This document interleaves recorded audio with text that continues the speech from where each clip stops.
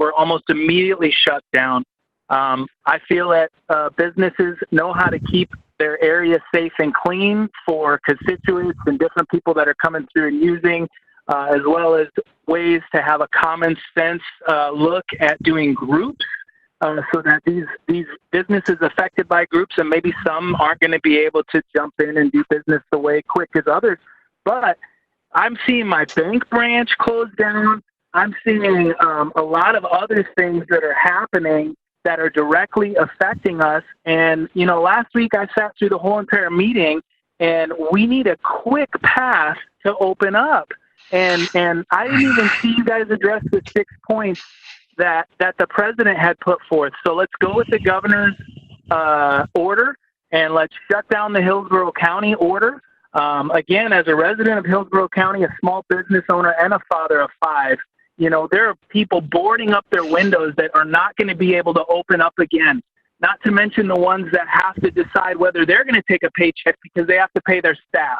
And this needs to end. Thank you. Ryan Valdez. Yes, can you hear me? Yes. Go ahead. Okay. Well, first of all, I want to thank this group for allowing me the time to speak here. I'm sure that these frequent meetings have been wearing on you as a whole, especially in the leadership role. As I understand it, the reason for these meetings is because this group needs to reassess and reevaluate the fluid and evolving situation that we have going on here. I'm a local attorney. I'm also a resident of this community. And just to echo the previous callers, I don't necessarily want something as restrictive as rescinding the entire order in the community sense. What I would like to do is be easing in the restrictions that you have on parks and recreation, specifically the trails and the numerous parks that are scattered throughout Hillsborough County, specifically for exercise purposes. I understand the need to restrict certain activities, but there should be an approach addressing parks in a way that deals directly with the activities that are being conducted at these parks, not necessarily somebody who wants to run or do any other type of exercise that is solitary in nature. The widespread closure forces everyone to run on the road and share the road with vehicles, not only the obvious inherent danger, but also the pollution that we have to deal with as well. I'm by no means a avid health freak in any regard, and it's really easy to focus on the negative aspects with these situations with rising unemployment and other issues with small businesses. I'm also a small business owner, but there's a lot of positive that comes from this too. And a lot of people in the community that are taking a positive approach and using this time to better themselves, exercise, and enjoy the community.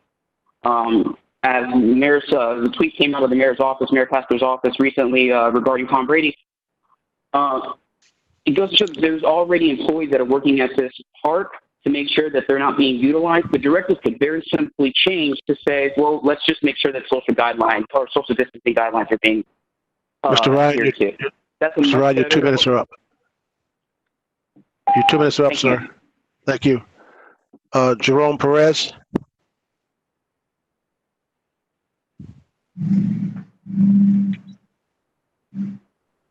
Jerome Perez.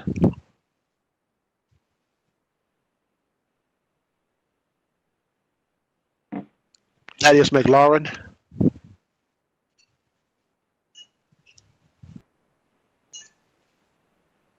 Thaddeus McLaurin.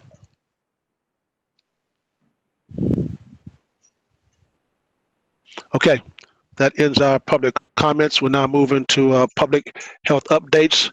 Dr. Holt, you're recognized.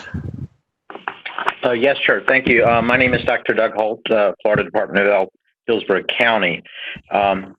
Over the past month, I've tried to share everything I've learned and understood about this virus. It's been a lot of information, and it has changed over time. I've also tried to provide the steps that can be used to control and mitigate this virus transmission. I think we all want to do the same thing, is have as few people get infected as possible, and certainly bottom line is to die.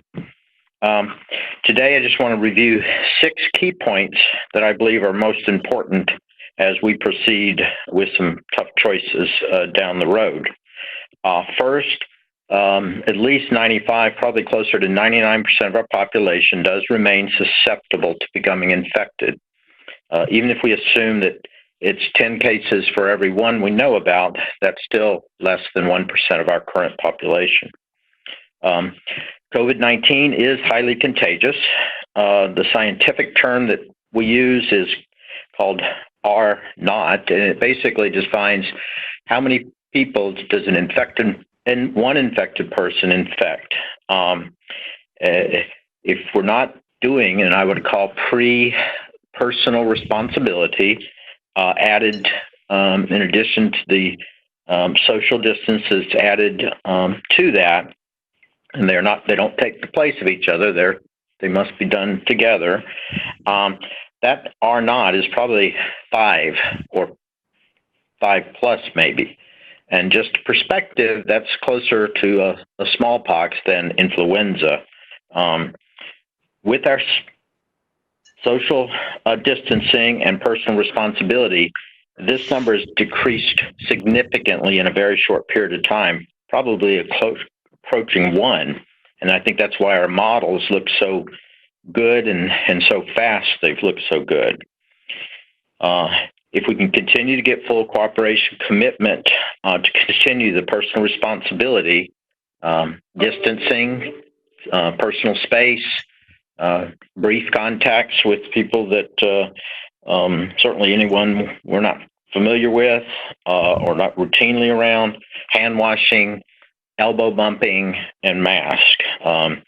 If we can effectively do that, plus effective case containment, and that means that we identify our cases quickly, we find out who they've been around, and keep them from infecting anyone else if they are infected, we can keep that down, hopefully in the 1 range. But we all know that if we do less of those, we can and likely will see an increase return with significant new infections. The most important factor with this virus, I think, is the sneakiness, the asymptomatic transmission. Third, we will have a second wave. What we don't know is when and how big it will be. It all depends on, essentially, again, I'll reemphasize just how compliant each and every one of us are in doing what we need to do. There will be a flu season that's going to be coming. So we'll all need to get vaccinated. You can get infected with both of these viruses. So that'll be an important part down the road. We must continue to protect the elderly. Just in our own Hillsborough County, 19 of our 20 deaths have been in ages over 55. That's 95%. Just to sort of get a better appreciation, for us in our county, if you're under 55, we've had 1 death out of 800. That's less than that's a 0.125% death. Just on the other extreme, it increases directly with age for us, and this has been shown nationally and worldwide. Between 55 and 65, our numbers are 4% have died in that age group of our known cases. 65 to 84, 11.5%, and if they're over 85, that's 30%. So, but I would warn our healthy, our young, you may have a lot less risk of dying, but you have a significant risk ending up in the hospital, ICU, or even on a ventilator for weeks. And sadly, and I'm sure we all know unintentionally, you could bring it home to someone that you love. Fifthly, we'll talk about the modeling.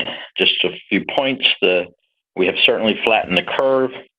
The peak has come much sooner and was lower than we initially forecast, all based on all the work and effort we've gotten in support from the public to do what they needed to do. The downslope is going to be more gradual and prolonged, but we must not forget that there's still enough virus in the community that if we don't do continue all the good behaviors of personal responsibility, it will have the potential to return with Ignite. 6, finally, the testing. Mr. Dudley will give a more information, but just to review, we have tested 1% of our population. Compared to Miami-Dade, they have tested about 2.4%. It did take us 6 weeks, and that's not a fault thing, because it just was limited by a number of complicating limitations. It took us about 6 weeks to test this 15%, or 1%, excuse me, to reach 15,000. So what we're focusing on is how soon can we get to 2%? And so we're able to average 750 a day. It'll take us about 20 days, and if we can get up all the way to 1,500 a day, we could do that in 10 days. The challenge will be you have to sustain that, and noticeably, demand seems to be decreasing. I've already heard about, and I expect there are plans to increase testing in focus sectors, particularly the healthcare system, because patients coming back to their clinics and their offices and for procedures, and staff all want to know. So I do expect to see more testing in that setting. Certainly we're hoping, and we're going to be getting our turn to participate in the governor's initiative to do some testing of our long-term care facilities. Despite all of this, we must continue to have a system that our patients that are seen by our local physicians and the general public have a place to go. It must be available and locally. The Raymond James, our 3 new sites that'll be online, Lee Davis and Plant City and Ruskin. Just quickly from EPI, I'll transition to the EPI information. This is again high level. Kevin Wagner will provide his more complete and graphic detail. At the end, I would propose, at least like to get the feedback from the group on how often. I think these are not changing drastically, and perhaps once a week, but again, as much as you would prefer, we will give them to you. We recommend we're going to start looking not just at the new case, we're going to start focusing on new cases per day and in 3, 5, 7-day intervals. We're looking for that downward trend in that trajectory. Our totals don't matter as much as they had been. The recent data is cautiously optimistic. The past 5 days, we've averaged about 9. That's a significant reduction in the prior 5. I would remind again that our number of results that are reported each day have been decreasing. We'll also begin to look at the daily positivity rate to see just how many of our results are becoming positive. It's been very steady at about 6%. Again, I'd like to see that go lower as we also increase testing. I'd like one final observation, and I think this is ties to the testing and the cases. Miami-Dade, Broward County, and Palm Beach are certainly known to have the most cases in the state. Using their numbers, approximately 0.38 to 0.15% of their population has been tested positive. About 2.4 to 1.3% of their total population has been tested. So Miami-Dade is the most with 2.4. In our backyard, Sarasota, Hillsborough County, Pinellas, our known infection out of our population is significantly less, 0.07, and we have tested 1%. So that's encouraging. Our hospitalization and utilization now is stable to decreasing. We have 35 patients in the hospital. That's a reduction from 42 on a Monday. We still have about the same number of in ICU, 19, but significantly fewer on ventilators. Last, I do want to finish one final update, a briefing. We've had the partnership between USF, their medical student volunteers, and their clinic. And over the past 3 weeks, they have contacted 300 of our 442 reported cases. 207 of those so far have been cleared by the CDC's non-testing methodology. And of the 100, they're still actively following them. With that, I will close and turn it over to Kevin Wagner. Good afternoon, Mr. Wagner. Good afternoon, Mr. Chair. Can you see my presentation? Yes. We can now. Okay, great. Thank you. Thank you, members of the EPG and Dr. Holt, for allowing me to speak today. As Dr. Holt was saying, that we will try to, if the EPG would prefer, to move this to a weekly event of these graphical presentations, but I'm going to present. We received some comments from earlier this week, and we've added the additional information. And as we receive comments, if that information is available and data is available, we will try to add it to any presentation by Dr. Holt or this graphical one. Let me first start by identifying the information for Raymond James testing at that specific site. Obviously, Mr. Dudley will have more information, but I would like to line out the 4 weeks testing that the Raymond James site has occurred. Currently, through those 4 weeks, it was an average about 990 a week. About 3,963 total tests were completed in that 4 week span. And of course, you can see the additions from 857 on week 1 to additional 944, which was a 10% increase. Additional 1,247, which was a 32% increase, and then a decrease in the number of tests to 915. Again, that aligns with Dr. Holt's statement about the demand is so key in getting the testing. But again, at the Raymond James site, there were 3,963. Part of our conversation prior to this meeting, we're going to reach out to the 4 systems to get a better feel of the testing that's been going on at their level and try to report that back where appropriate. So we're reaching out to those 4 systems to get a better understanding of the testing in lieu of just the Raymond James site and the 3 new ones at the CRCs that will come online. One more slide with regard to the Raymond James site. Originally, there were 4,251 tests scheduled, and 85%, 3,590 of them showed up and got tested. There was a no-show ratio of about 15%.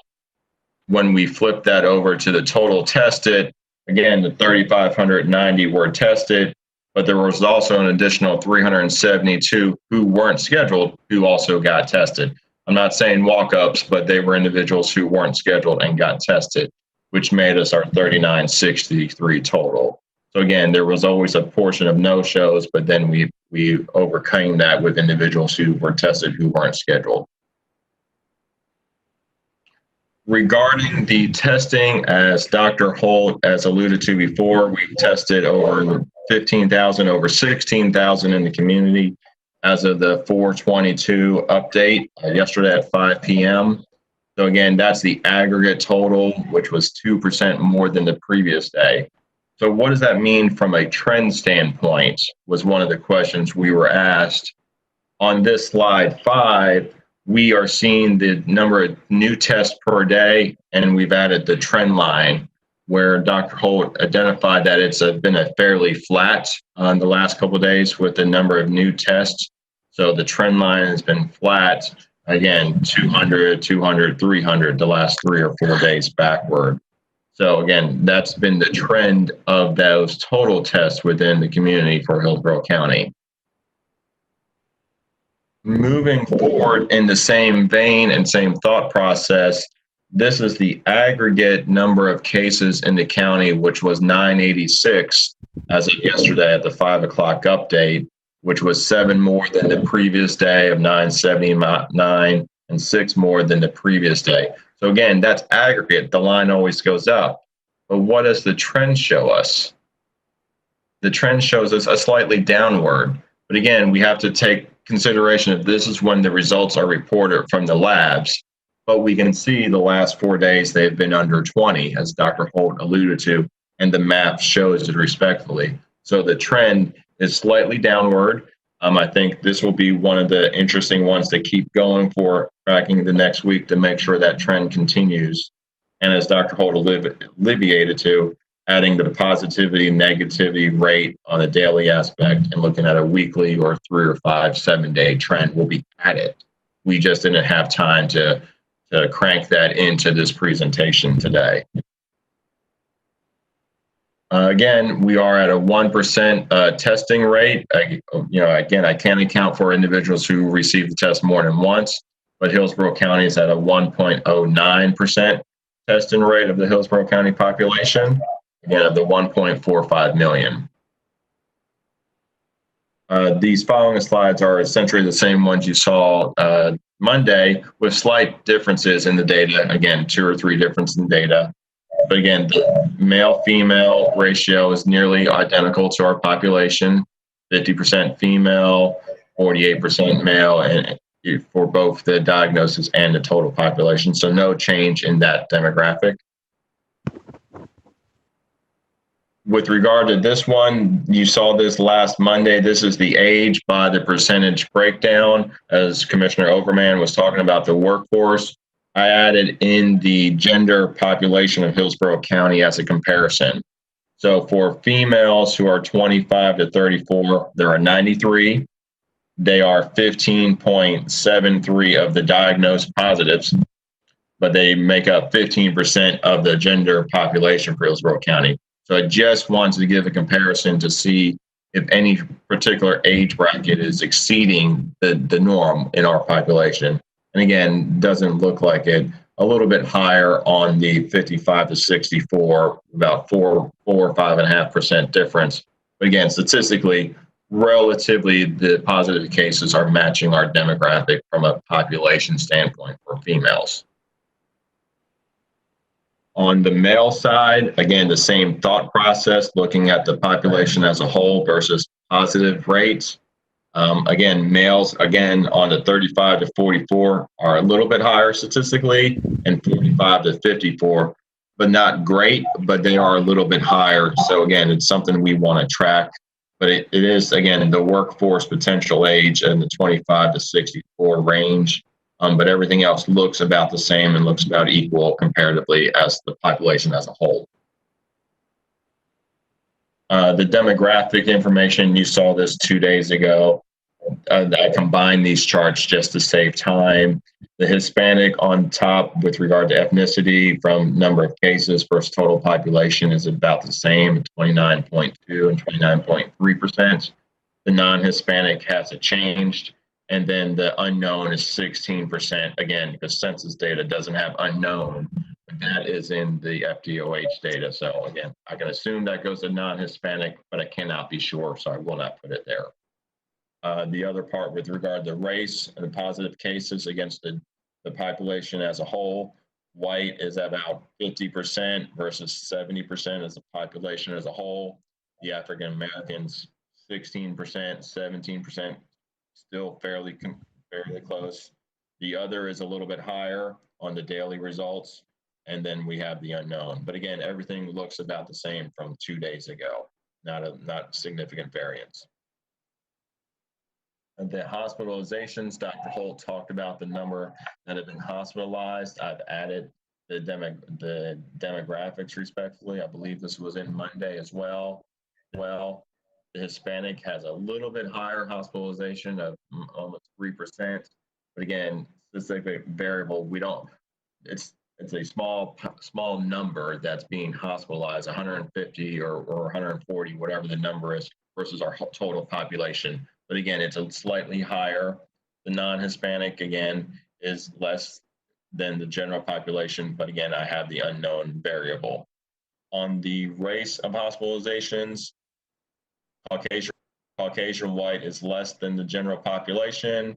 The African American, again, is the takeaway to look at that, is higher. It's at 26.5% versus 16.8% of the population as a whole. again, that's something I want to continue to monitor, see if that stays up higher from a hospitalization standpoint. This one is new. This is regard the deaths that have occurred. Dr. Holt is 21 deaths. And I added the counts because it's so important when we look at percentages to understand that small numbers can have the percentages that really affect our thinking. So on the deaths, there's been 13 white Caucasian, 4 African American, 3 other, and 1 unknown from the FDOH reports. So when we look at that, the Hispanic ethnicity is less death on the top at 14% versus 29%. The non-Hispanic is, again, 76 and 80 for 70.8%. On the race side, the Caucasian white is less than the general population whole. Here is why I added in the deaths. From a count standpoint, the African American has a higher death percentage of the individuals who tested positive at 19% versus 16.8% of our population as a whole. But again, it's only 4 of 21. So that's why I wanted to show that the number and sample sizes needs to be a little bit larger or a little bit smaller. What we want for deaths, a much smaller sample size for percentages. Again, we want to keep things in perspective when we look at all these numbers and tell all the story about the data for you members. The last one that was requested to just add back in is the death percentage. On the far right-hand column on 422, the total aggregate death percentage of the individuals in Hillsborough County was a little over 2%. The state of Florida is a little bit over 3%. But again, we have 21 potential deaths out of 980 cases. Again, we have a very small death percentage, which is a good thing that we want to try to lower and eliminate. And with that, I open up to any questions and back to the chairman. Thank you, Mr. Wagner. I don't see any questions at this particular point in time. Let me ask Dr. Holt a question. Dr. Holt, are you still there? Dr. Holt? Yes, sir. You said in your presentation that the curve had flattened. Is that what you said? Yeah, yes, sir. That if you look at that one with the cumulative number of total cases that we have seen over time.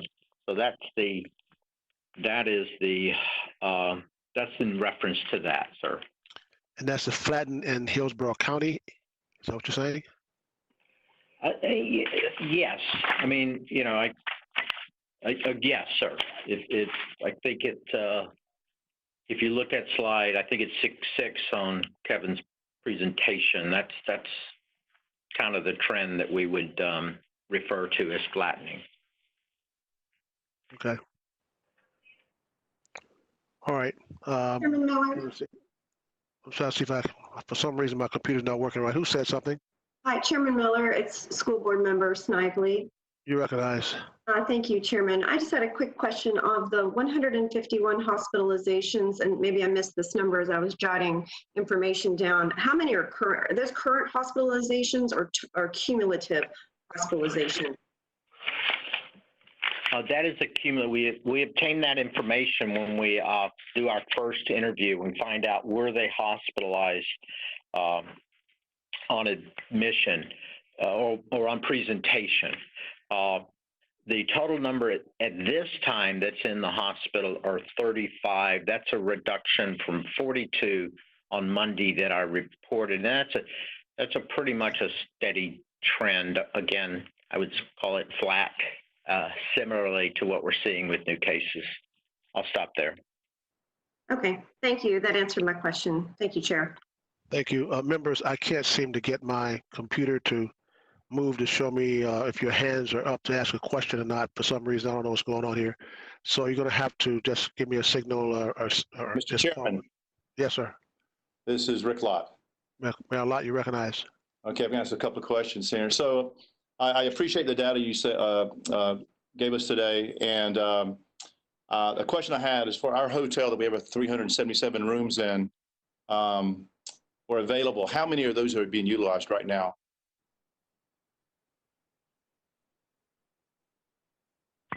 Yeah, this is Dr. Holt. I believe that's usually presented in Mr. Dudley's report, so I don't want I'll let him be the single point to answer that question. Another question then. So to lead on to what the chairman spoke about, that we flatten the curve, and you also mentioned in your report earlier that the peak hit us much earlier than we anticipated. What was the exact date of that peak, would you say? Yeah, I think I respectfully say I don't have a specific number. I think it depends a lot on the model you pick, and I think you're going to hear some more about modeling. But I've sort of just been sort of reading in the newspaper what people say or project. But it was certainly a week plus back would be my uneducated, inexact answer, sir. I apologize for being so vague, but and one more question, if you don't mind. Okay, I see other hands up. I hear a lot of questions about the testing and the percentages of how many of our what percentage of our population. Do we have a definitive number that we're trying to test? Is it 2%, 1.5%? What's that number so that we know what the goal is? Yeah, I can't tell you an exact number that we would really exactly test at this point in time.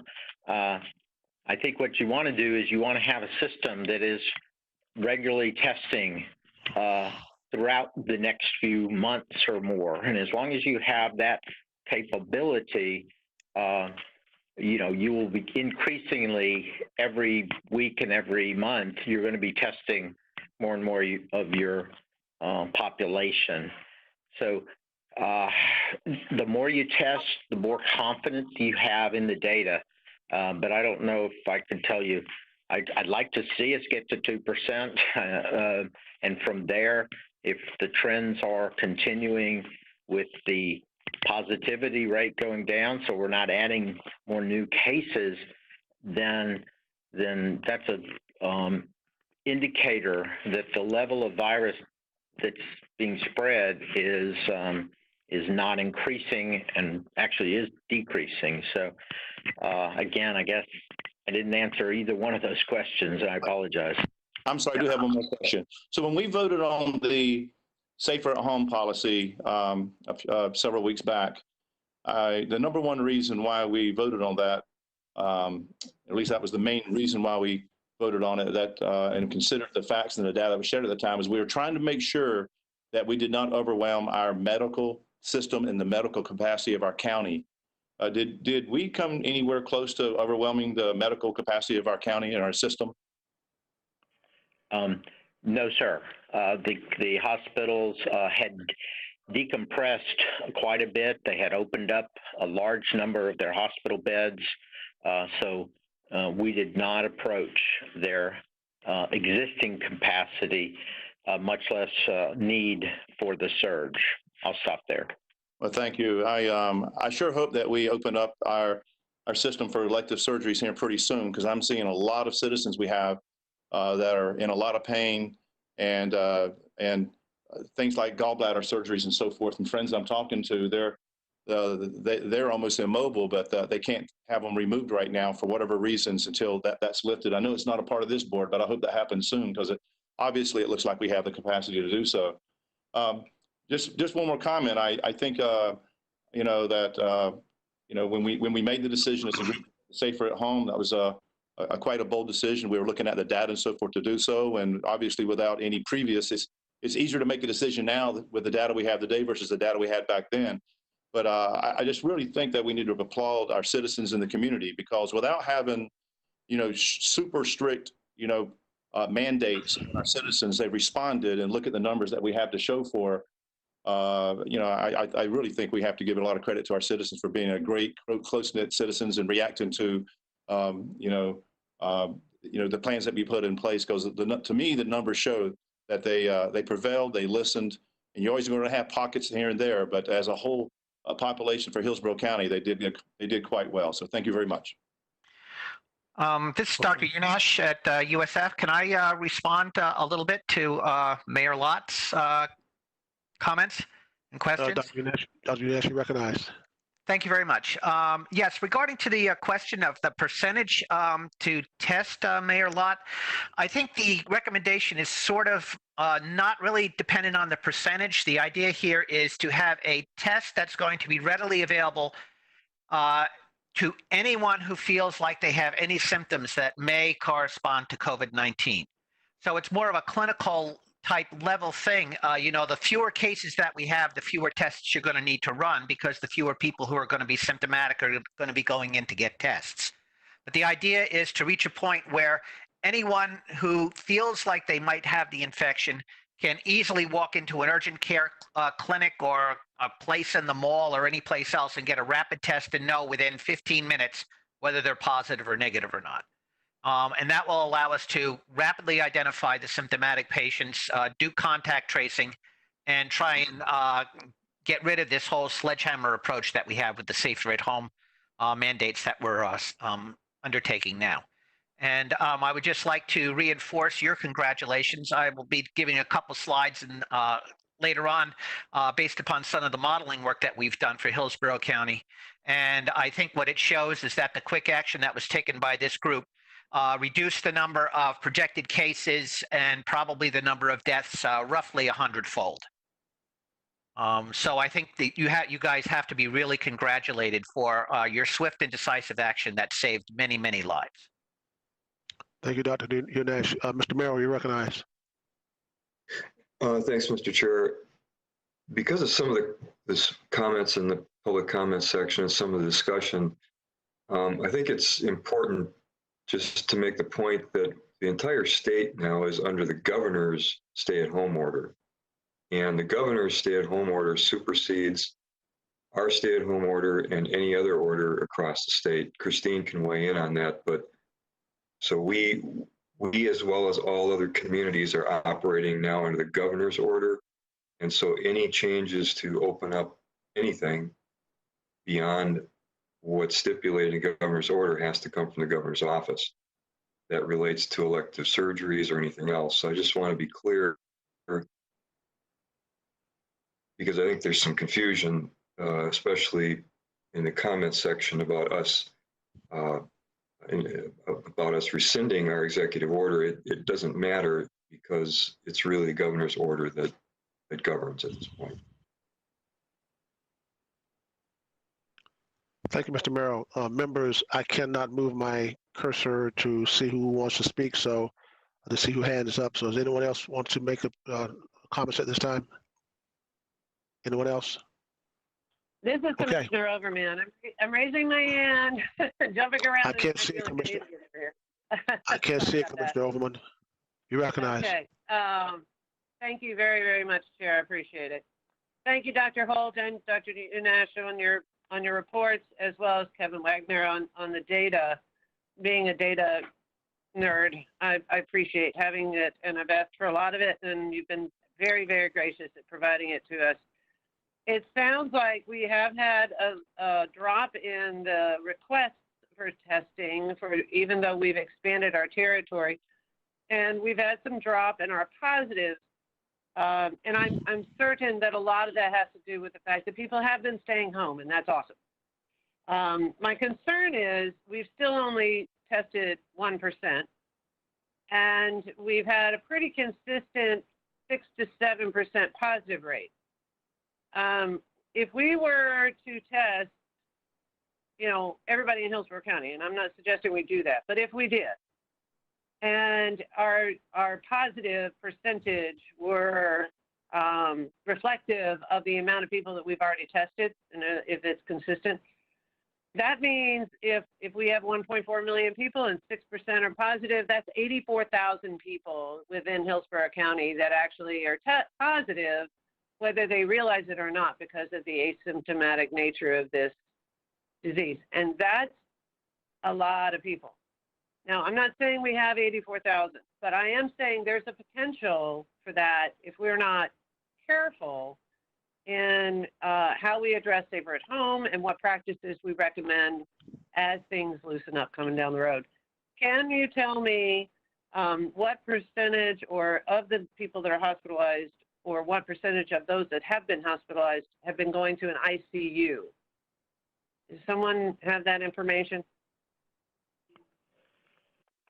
This Dr. Holt, I guess, and I don't follow the number of reported hospitalizations because they are done at the at the start. But if I recall the number that I think was referred to earlier, it was sometime around 145, 150. So it's 151 as of the state today. Okay. I guess just my numbers off the top of my head: 150 over 1,000. What am I? 10%, a little 15% maybe. I didn't fail math, but it wasn't my strong suit. Okay. I'll stop there.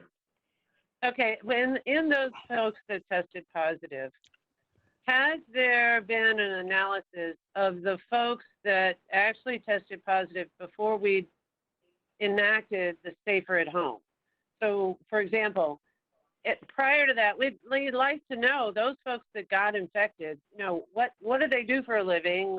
Are there more people that are more susceptible to being infected because of their workplace or their demographics or their household? I mean, do we have any of that work being done in terms of the epidemiology of those that have tested positive? Well, this is Dr. Holt again. Normally, I would tell you absolutely not, but I will ask on your behalf here, and I have share some interest there with the USF partners that we've had, because as I mentioned earlier, they have asked, or they've made contact with almost 2/3 of those cases, 300 of the ones, and I think the Safer at Home started around the same time. I don't know. It's very close, let me put it that way. And they asked quite a bit more in their survey than I get back. I just need to know are they taken care of? Do they need anything to help them get over their illness, and when they have fully recovered? So I'll be happy to try to find out more information and provide that update on Monday. Okay, and my last question has to do with testing capacity. We have, as you indicated earlier, we're doing about 900 tests a week. If we were to test everybody in Hillsborough County, or those 84,000 number I gave you, it would take 93 weeks to cover, the folks that are positive. So, what is our maximum weekly testing capacity at this point, so that if we need to meet the guidelines required by a county to consider relaxing safer at home rules, what's that timeline look like? And then I'll stop there.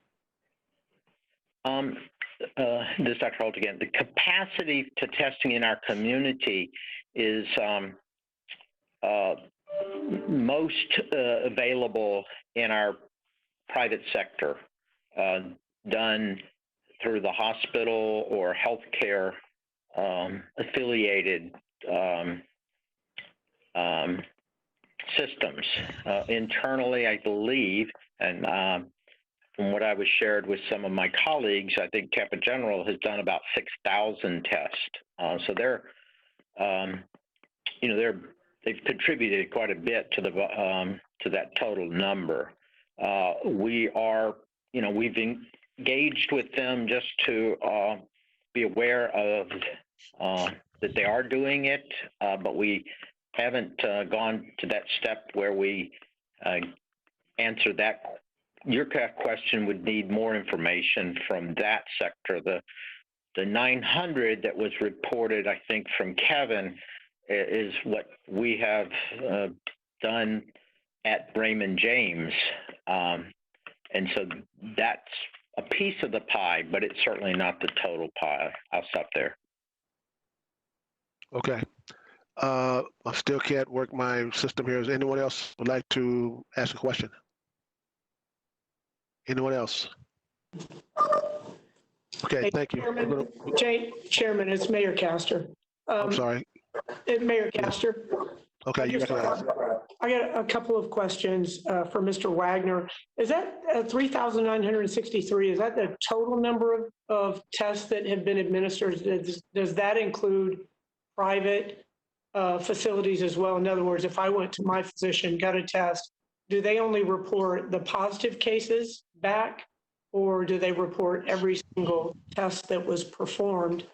And then also, I'm very, very, very happy with the results, and I think that the actions that this group took, had an impact on that. So I think that is wonderful, but also we need to keep in mind that it was a 1% that we have tested, and for the city of Tampa, it looks like our hotspots are New Tampa and South Tampa. So that leads me to believe that it's individuals that have access to the testing. So I am very, very thankful to the county for opening up the Lee Davis testing center, because that is a very densely populated area, and it will be interesting to see those numbers come out as well. And Dr. Holt the other day, I'm sorry, not Dr. Holt, Dr. Lockwood indicated that we hit our peak, according to the Washington model, on April 3rd. And so we've had 14 days of decreased testing, but again, with 1% of the people being tested. And he also indicated that we should be doing about 2,000 tests a day. So, I think that the data on there, even the numbers, as I brought up the last time, with the African-American and Black community and the Hispanic community, if we don't know how many people have been tested, then the positive numbers really don't give us any picture or information that we can make decisions on. So I think more of a presentation on the modeling, like if we're sticking with the Washington model and not using when people are looking at and not using different modeling, which on Friday, we got certain numbers, and then on Monday, they had decreased dramatically. And the response to that was that we were using different models. So I think we just need to pick one of those models, stick with it, and then present on that, as opposed to these numbers that are difficult to make decisions on. And that was more of a statement than a question, but I still want to know about the question with the total number of cases or testing that's being done. Respectfully, I think this, Dr. Holt, I can answer the question about the reports. And this is a comment we have tried to keep clear. What you see with the 16,000 some odd number is the number of results that have come back reported to the state lab. Every lab done in on a person from Florida has to be reported to the state. That's a requirement. What we do get is both the positives and the negatives. Most labs, and all the ones that I'm aware of, with one exception here locally in a hospital, all report electronically. So as soon as the result, they don't report when they order or how many tests that have necessarily been done, but they do report all results that come back. So the hope is, as the time difference between when it was received by the lab and when the results are reported out by the lab, if that goes narrow and less and less, if it gets down to 2 days, or ideally certainly within 72 hours, then you would suppose that the numbers that you're looking at results-wise, total results for that particular day reported, should reflect approximately the number of tests that were done by the lab 3 days ago. I hope that answers your question. I'll stop there. Yes, sir. Thank you. Okay, does anyone else have a question? Anyone else? Commissioner Merman, you're recognized. I just want to ask Dr. Holt, is there still a significant lag between when we get the test results back after the test? No. Any lag is, but it is reduced significantly. When we first started this, it was 10 days or sometimes, but it's widely variable. All the tests that were done at Tampa General come back within 24 hours, and all the ones that were done by our hospitals, because they do it on their own property in their own labs. So the dominant ones that we're looking at are the LabCorp and the Quest, and there are some other commercial, but those are the dominant providers. And they're in, I would say, on an average of around 5 days would be reasonable. You see a range that is less. The range has gone from as quick as 2 days, but no longer 10 to 12. It's more in the 7-day range. I'll stop there. Thank you very much. And I will echo comments by Rick Lott and others. I really feel like this data is driving our decisions. And as you can see, we're really headed in the right direction because of all the actions we've taken. So a very positive result, and I appreciate everybody's effort. Okay, any more questions? Any further questions? Okay, we're going to move on to collection and testing site updates. Mr. Dudley, you recognize. Good afternoon. Just as mentioned in the previous brief, we have successfully expanded beyond Raymond James with Lee Davis, South Shore, and Plant City. I'd like to thank our municipal partners for teaming up with us, as well as the rest of the staff and the USF staff and all the medical health community as well. The team did an outstanding job bringing those online. To date, 644 collections have been executed. We still have testing through tomorrow. Just to give you a snapshot of the new sites, they were not included on the slide, but once we get that week's worth of data, we'll be able to reflect that accurately.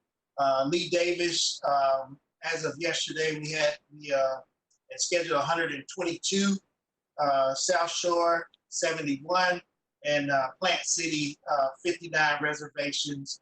And within that, that also included some walk-up traffic. We do have the capacity to serve the community if they do like walk up to the site for assistance. Future appointments, moving into Friday, we projected another 220 between the 4 sites. And we'll just have to continue to encourage the public to call the triage line if they feel that they have any symptoms. There's no financial obligation or insurance requirement, any age restrictions. Just please call us at 813-272-5900. We just continue to work in partnership with the healthcare community. There's other testing going on in the community with the hospitals as well that'll support our effort in getting more testing done. As of today, we still have not received our rapid kits. We're checking regularly to see when we can expect that shipment in. Just as soon as we have it, there's a plan in place to support those efforts to ensure we can get those rapid kits deployed as soon as possible. Question was asked about the quarantine and isolation sites. As of today, we have 3 guests in quarantine and 6 guests in isolation. We currently have enough PPE on hand to fit the demand. Yesterday, I did receive another 1,000 kits from the state to add to our resources to continue to support these new sites. Also, we were able to launch the mobile home testing as of this morning. So we'll receive an update for all new collections that were executed today at 4 o'clock. There's a request last week for us to provide those report in the situation reports. So you'll start seeing those numbers in the situation report as well. So we're looking forward to see how the home testing collections went, as well as the 3 new sites. We'll continue to take a look at the process and make sure we improve the process, and making sure that we get the message out that we have expanded that testing and they are available in the neighborhoods away from Raymond James. And Raymond James still will be providing collection and testing as well. This concludes my updates on the collection and testing sites. Any questions? Thank you, Mr. Dudley. I have a question. The test at the 3 sites that you mentioned, they're going to be continued through tomorrow. Will there be more testing into next week at those sites? Correct. We will continue testing into next week. We do have the collection kits and the PPE to continue those operations. Okay.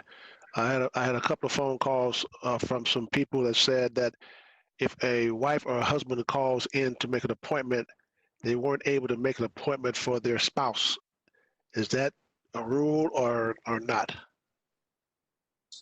I will have to take that for action. That shouldn't be a restriction, just as long as the individual with the ID matched the reservation when they arrive to the collection site. So that shouldn't be a problem. That's something I can check in with. Okay, please check in that. And my other question is, where are we with the mobile testing capabilities? Mobile testing capabilities started today. So it started today? Correct. Yes, sir, they did. Right. So we'll get a report at 4 o'clock on how well that went today. We're partnering with AmeriCare and TransCare. They're supporting our efforts in that. We provided them with collection kits, so we'll get our first report on mobile collection this afternoon. Thank you, Mr. Dudley. You've done very well. We appreciate everything, and I'm glad that mobile aspect of it is out there now, because I've been getting phone calls on that. So thank you. Are there any further questions of Mr. Dudley? Mr. Chairman. Yes, sir. Lott.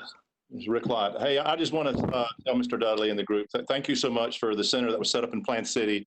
The team that you sent out is first class. They were very accommodating, make everyone feel warm and friendly, and the students from USF, what they are tackling this with, with a lot of zest, and so they're doing a really good job handling the individuals that are going through our testing center out there. So to be able to put something together that quick in just a couple of days, kudos to everybody.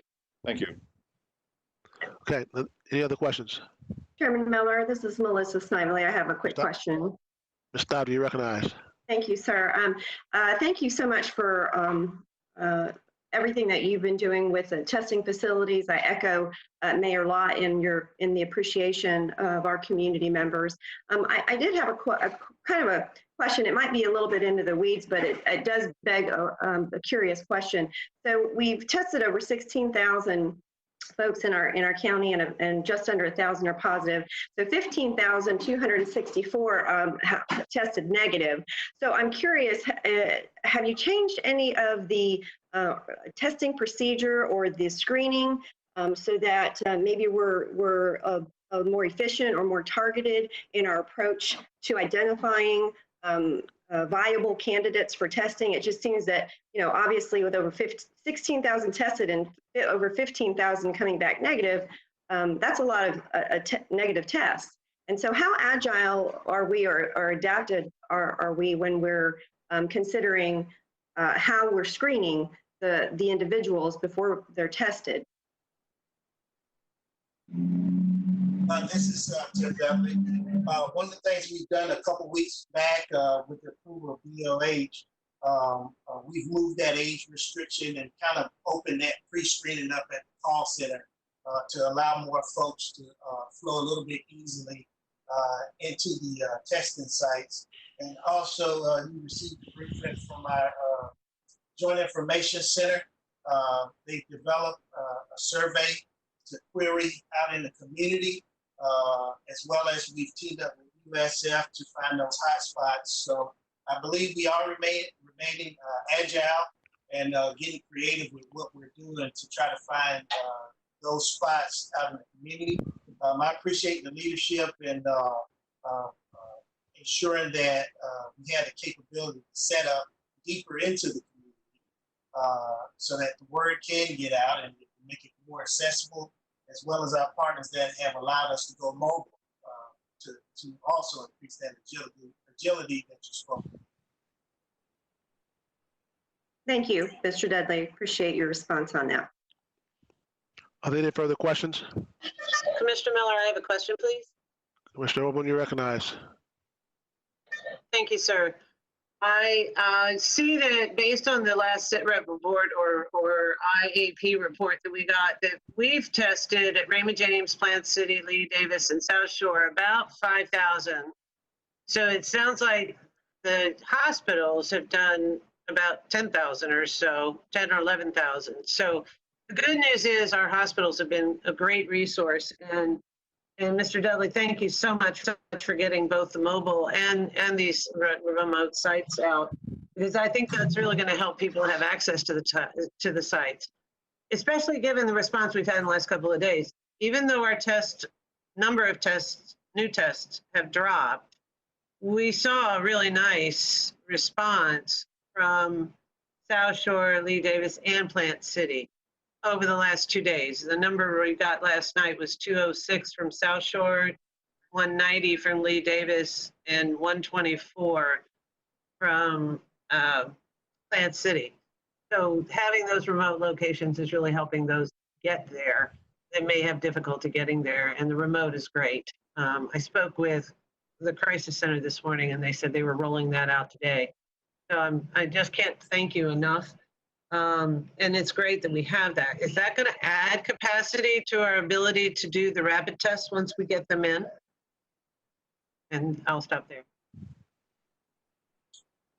Yes, any platform, in all platforms that we establish, they're scalable. So depending on what resource we get in and what group we want to target, so that'll give us that capability to make that adjustment. Okay, are there any other questions? Anyone else wants to be recognized? Okay, Mr. Dudley, thank you very much, sir. Appreciate it. Mr. Brandon Wagner, federal and state legislation update. Good afternoon, Mr. Chairman and members. This is Brandon Wagner, Chief Government Relations and Strategic Services Administrator for the county. Starting at the federal level, the U.S. House of Representatives is expected to vote today on the new Paycheck Protection Program and Healthcare Enactment Act. A lot of words. It's the COVID 3.5 version we spoke of on Monday. This is a $484 billion budget supplemental that provides $321 billion for the Paycheck Protection Program, $60 billion for the Economic Injury Disaster Loan Program, $75 billion for hospitals, and $25 billion for testing. The Senate has already approved this bill. They did so on Tuesday, and the President is expected to act quickly on the bill when they receive it from the House. Again, as we stated on Monday, funding for local, state, and tribal governments were not part of this package. It's expected to be part of a future discussion, and amongst the big provisions that we'll be watching for are the ability to do revenue replacements for governments and to direct additional funding directly from the federal government to the local level. Next, yesterday evening, the U.S. Treasury Department released final funding and guidance for the $150 billion for the coronavirus relief funds. Florida is expected to receive about a total of $8.3 billion. 2.5 of that will go to local governments. Debate is now beginning about congressional oversight on how the CARE Act dollars are expended. We'll expect to have more information on that in the coming days. Again, the funds that are coming down from the federal government to the locals flow through the state. Communities with populations of 500,000 or more get their funding, their funding, the state share directly to them. Those with under 500,000 will get their funding from the state. Also yesterday, the president issued a proclamation on immigration, which becomes effective at 11:59 tonight. It is a 60-day entry ban for certain foreign nationals applying to permanently enter the U.S. on immigrant visas. Does not directly affect non-immigrant visas for visitation, study, or work in the U.S. It does not apply to applicants for asylum, refugee status, or certain other international human rights categories, and is expected to be in place for 60 days. At the state level, we're aware of the governor's reopened task force meetings. They've been taking place each day. In the morning, both of the dedicated working groups meet. They represent various industries, and then in the afternoon, the executive committees meet to discuss the day's actions. Industry representatives are presenting their observations and needs, and questions and observations are being shared by task force members. These meetings are expected to culminate in a final report to the governor by Friday in advance of the expiration of the essential services and activities during COVID-19 Executive Order 2091, and that is expected to expire on April 30th. For those who are interested, all these meetings are being audio cast live on the Florida channel. And with that, I will conclude my report and happy to take any questions. Thank you, Mr. Wagner. Any questions of Mr. Wagner? Any questions of Mr. Wagner? Okay, thank you, Mr. Wagner. We're now going to move into the initial discussion of the necessary criteria, framework, and community conversation and considering community reopen during the COVID-19. There was I have some attachments that came out with that. We're going to hear from Dr. Holt, Dr. Donna Peterson, Dr. Marissa Levine, Dr. John Curran, Dr. Eric Eisenberg. I think Dr. Unash, you want to be included in that also? Yes, that would be great. Sorry, I took a while to find the mute button there. Okay, all right, very good. So we're going to start off with Dr. Holt. Dr. Holt, you recognize? I think, Chairman, that I think actually I'm going to moderate this. This is Eric Eisenberg. Can you hear me? Okay, I'm sorry. Hey, how you doing, sir? I haven't seen you in a while. It's good to see you. It's good to see you. Thank you, Chairman Miller. My name is Eric Eisenberg. I'm Dean of the College of Arts and Sciences, longtime resident of Hillsborough County. And Mr. Merrill asked me to join the call and to moderate this conversation on behalf of all of my colleagues at USF. I'm going to share my screen now so you can see. We just have a couple of slides, but I think it's right on point with the conversation we've been having so far. Can everybody see that? Can everyone see that? Okay. Can you see it, Chairman? Yes, sir. Go ahead. Okay, fantastic. I think we're just going to take you through a couple of points here that I think are very resonant with what we've been talking about so far. It's really interesting, I think, to think that this conversation about reopening, which the public comment began with this morning, is happening in every community in the world today and at every level of government. And as a communication professor, my point to you is that the quality of these conversations is going to drive the quality of decision-making and of outcomes. You should all be comforted to know that there's no one right way to do this, but some ways are better than others. And so I wanted to suggest a couple of things that can guide your conversation, and then I'm going to flip it over to Dean Peterson, Dean of College of Public Health, to get into some of the more data-driven questions that you have about reopening. But before doing that, if you look on this slide here, the first thing that we must think about in terms of thinking about this conversation is to think about reopening as gradual and has to be conducted with partnership and full engagement of the community. We know that people will support things that they're engaged and involved in. And so after you hear the technical report, I'm going to talk with you a little bit about how we can engage more closely with the community about how we're going to do this. It's super important. Language is important. Words are important. What we call these things are very important. And it's very important to see reopening as a dial and not a switch. Any kind of either or thinking that the economy is open, the economy is closed is not going to match the reality of how this virus works. And so this is a dial that over time can be turned up or down depending upon the data that we get. And of course, what we're all hoping for is that we can slowly turn the dial to the right as much as possible towards where we were back to normal. But it would be a mistake to turn the dial really, really quickly and then have to turn it way, way back in the other direction. We have to walk before we run, and all decisions will entail risks and trade-offs. There's no decision that you could make about this that is going to be foolproof. One of the things that when we were preparing for this call, we talked about is that one size will not fit all.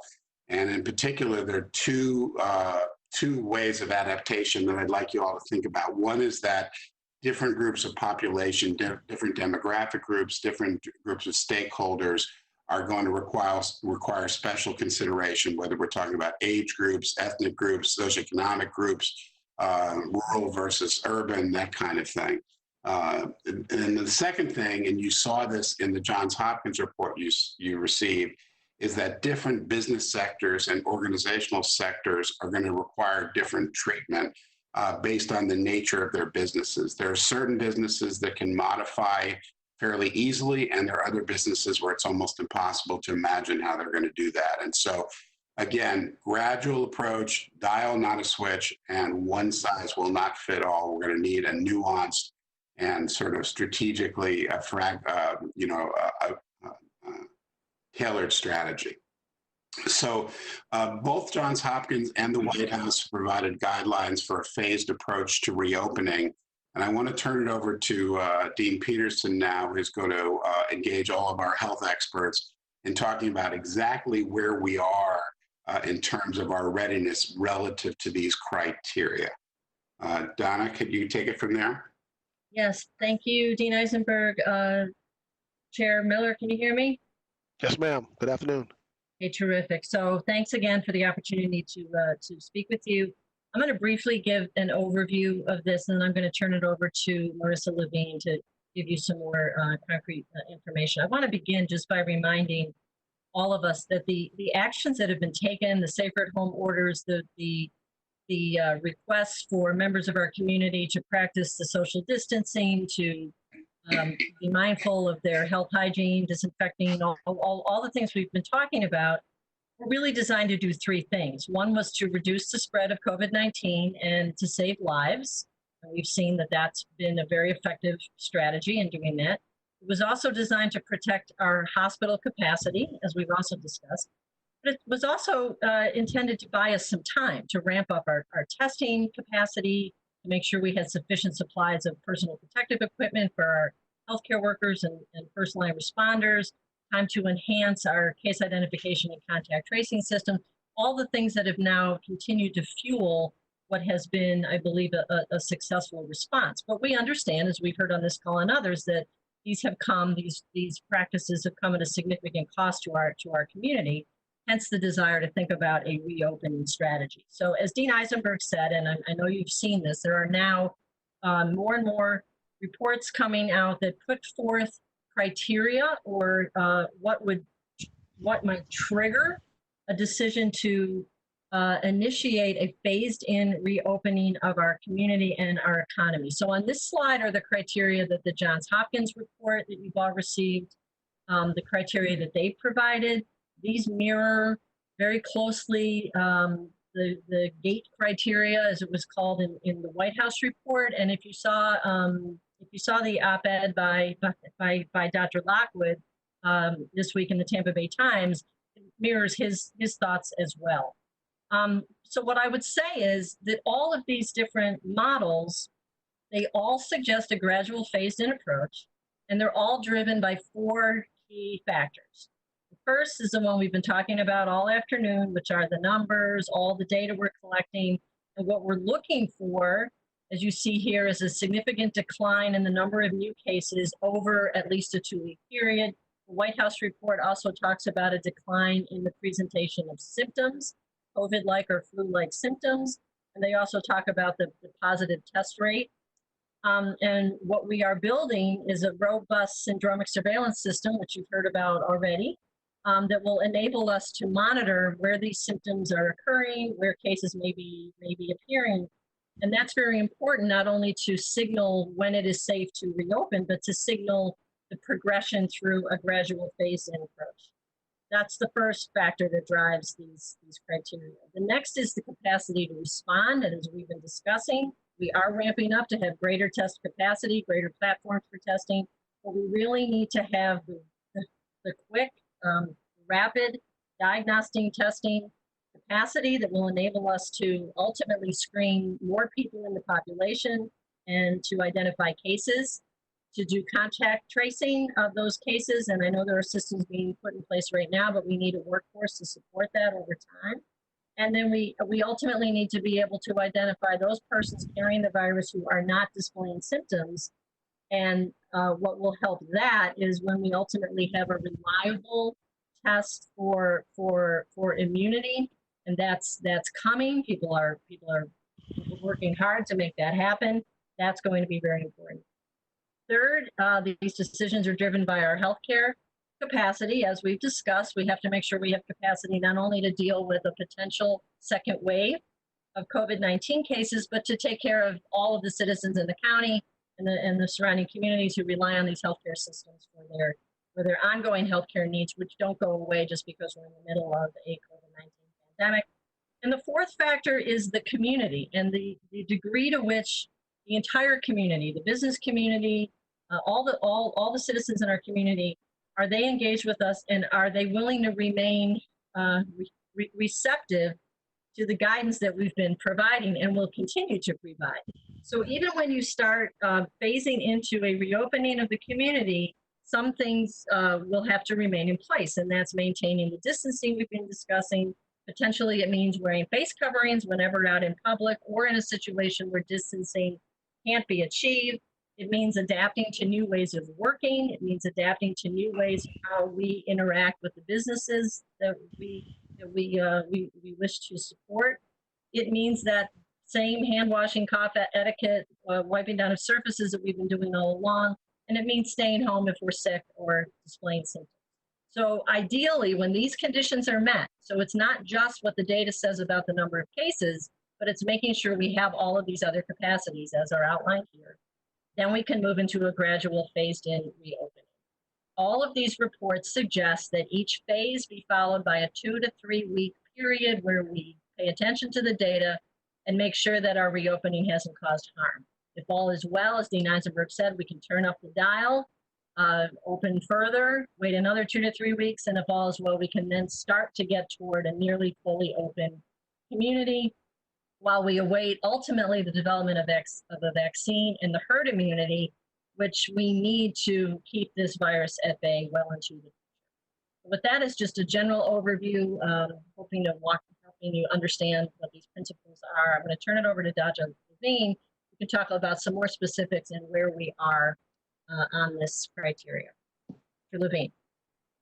Actually, Dean, you've covered it pretty well. I think that the critical component here is the work that's being done to make sure that the policymakers have the dashboard that they need to be able to know when the gating criteria and these other criteria are met, and then to be able to reevaluate, as you've said. I think the only thing I would add, because your overview was really comprehensive, is that it's going to require a regional effort. So in addition to what you're doing here in Hillsborough, the regional coordination and planning is probably going to be even more critical than ever. And all of the information you hear about communicating with the public also will require a coordinated, unified message so that it's really clear to people what the region is doing, what their role is, and what to expect in terms of follow-up and feedback. And I'm sure Dean Eisenberg will talk more about that. But Dean, you've covered it pretty well. I'll leave it to the others to move forward. Well, thanks, Marissa. I don't know if this is a good place for Tom Unash to share some of what you've learned in the modeling that you've been doing to kind of give a sense of what this means, what gradual reopening means. Dr. Nash? Oh, sorry, I was waiting to be. Yes, I can share my screen. Unfortunately, the code on the model that we're developing kind of blew up when we tried to start to model the relative percentages of releasing the social distancing over what we have. But I can show you two extremes here. One of which will be what would have happened if we had done nothing early on, to give you guys an idea of what the effect was of introducing the social distancing that you did. And the second is what would happen if we actually just went back to the way we were as of May 1st and doing a complete opening. So I would like to find, let's see, share content. There we go. And let me see. There we go. So can people see that screen here?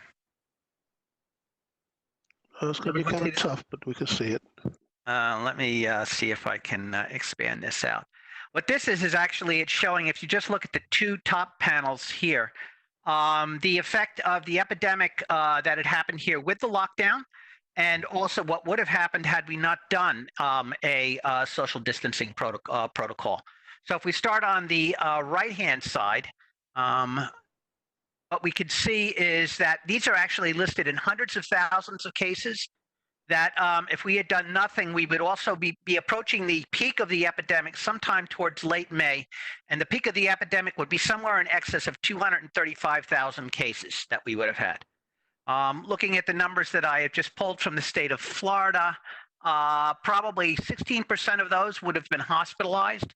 16% of 235,000 is roughly 39,000 individuals who would need a hospital bed. We have 4,000 available total in the Hillsborough County, Tampa Bay area.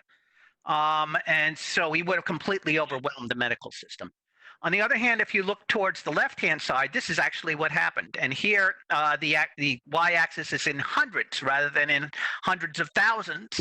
And you can see that our epidemic actually peaked somewhere around April 8th or April 9th, with a total number of individuals infected, probably somewhere in the area of around 400 cases. And we, again, with 16%, we would probably ended up with very few of those in the hospital. And indicates that probably what we've done by doing the social distancing here has been to result in probably 100-fold reduction in the epidemic over what we would have seen had nothing been done. So this also corresponds to what Dr. Holt had mentioned previously, though, which is that at this point now we've really done a really great job of protecting our people, but we still have 99% of the people that are susceptible. So not surprisingly, if we do a complete reopening starting on the 1st of May and just open everything up, Raymond James Stadium and the Tropicana Field and restaurants and concerts and no social distancing, what we are predicting is that the epidemic is going to basically reignite and we'll be basically back in the same position we were in late February, early March. We will actually have a really large impact, a large peak of infections here with about 275,000 confirmed cases, peaking out around the 19th or 20th of June, just in time for Father's Day, which will then reduce down from there. Again, 275, 15% of that, you're looking at, again, around 39,000 or 40,000 hospital beds that are going to be necessary over a actual number of hospital beds that we have of around 4,000. So there are going to be a lot of people who aren't going to be able to get help if we actually had done that. Now, obviously, we're not going to do this. We're going to go ahead and we're going to try and move a lot more slowly. And I had hoped to have the models for reducing the social distancing by 25, 50, and 75% available for you today. But as I said, there turned out to be a bug in the code in the model that we're developing. And my collaborator, Edwin Michael's working on that now, and I should be able to have those estimates for you on Monday, for the meeting on Monday. But the take-home message here is that the community and you guys did a really great job by actually going ahead and instituting the social distancing. We dramatically reduced the epidemic as a result. But unfortunately, we still have a lot of susceptible people there. And if we just open the floodgates now, we're going to be right back in the same situation we were 6 weeks or 8 weeks ago. And this epidemic could easily reignite. So with that, I'll turn it back over to you, Commissioner. Thank you, Dr. Nash. Dr. Eisenberg?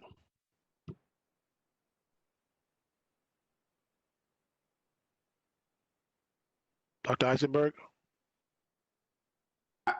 Hold on, I'm muted. Hold on. No, we can hear you now. Okay, good. Donna, do you have anything else that you or your team would like to add?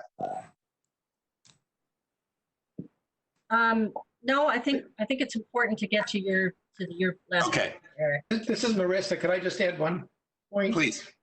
Because there's been a lot of discussion about testing. I just wanted to emphasize the fact that there's another group of folks who we need to make sure we adequately can test. We've talked about protecting healthcare workers, but as we reopen, there are going to be all types of workers in critical and maybe not so non-essential areas who will likely require testing. So we need to make sure we're factoring that into the overall community testing need. Thank you, Marissa. Yeah, and I think that actually that could be a pretty effective way as part of an early plan to make sure that we test those folks. So the last part of the presentation, this is the last slide, really goes to something that we've been hinting at all along, which is that we understand from the science that opening has got to be gradual so that we don't go back to where we were.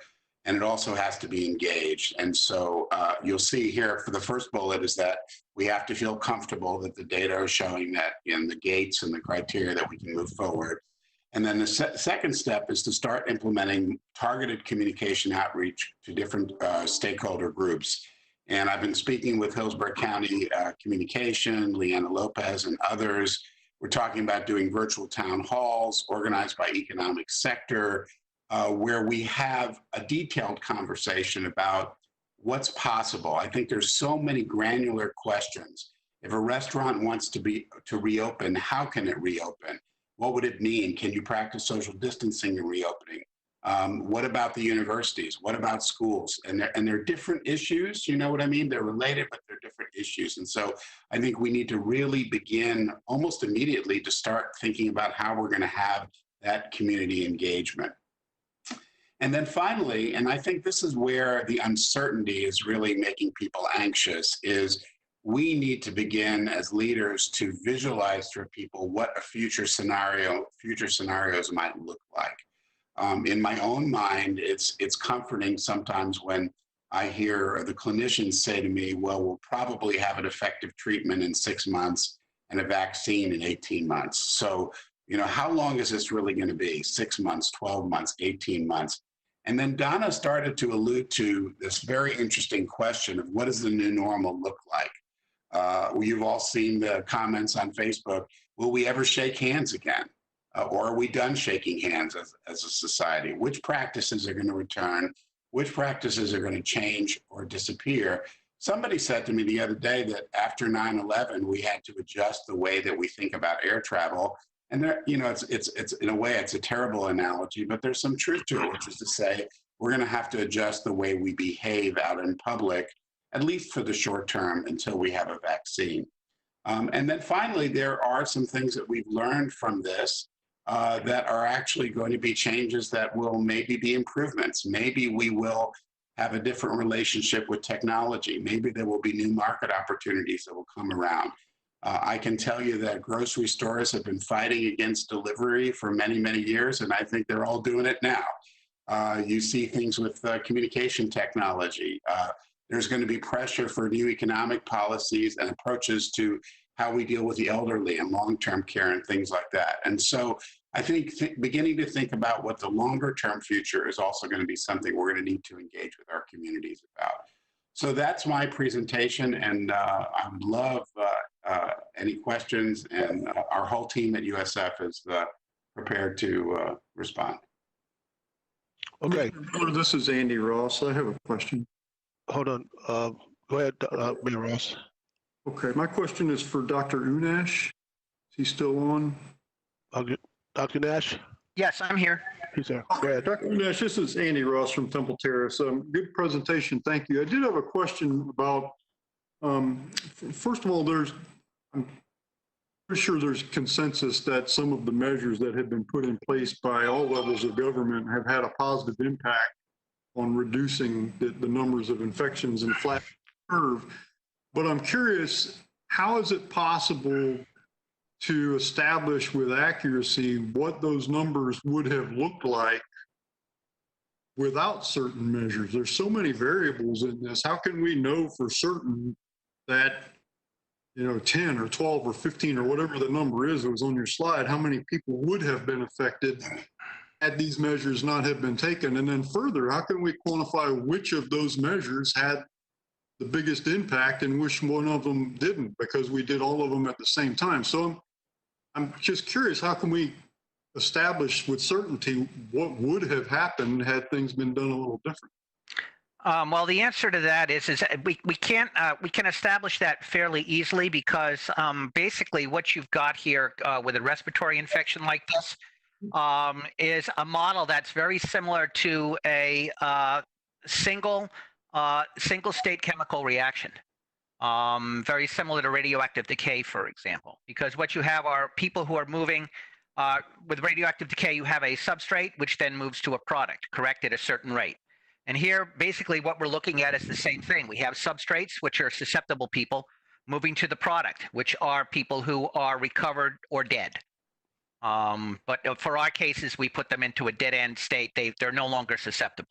And based upon the rate of increase that we can measure early on from the Chinese data and some of the other data, we can predict how long it takes for a case to double or triple, or as Dr. Holt said, in this case, the R value is close to 6. So it's going up 6-fold every time a generation of the virus comes along. And in what we've seen, that was about 4.5 days. So just like in a chemical reaction, you start off with a large amount of substrate. It starts to go through. You start to run out of substrate. It begins to decay, and everything goes to the product, and you get a curve just like what you saw there, which is the rate of substrates being converted to products, or susceptible people being converted to now immune people or dead people. So that's actually really quite easy to model in the absence. The preference, that's where the devil gets in the details, and I agree with you. We are going to be able to start to model based upon what we know, what the effects can be if we reduce the social distancing and allow the reaction to occur a little bit more quickly at certain percentages. But how to go back and actually relate that to specific actions and activities is going to be rather difficult. One example that I use is, let's say we open up all elective surgeries. Okay, how much of an overall social distancing reduction, effectiveness reduction, is that going to be? My guess is that there, as a percentage out there right now, there are probably a low percentage of people in our communities that need elective surgeries. Maybe, 5%, to be generous, that would actually like to go out and get a gallbladder removed, or a knee replacement done, or an implant done in their lower jaw, for example.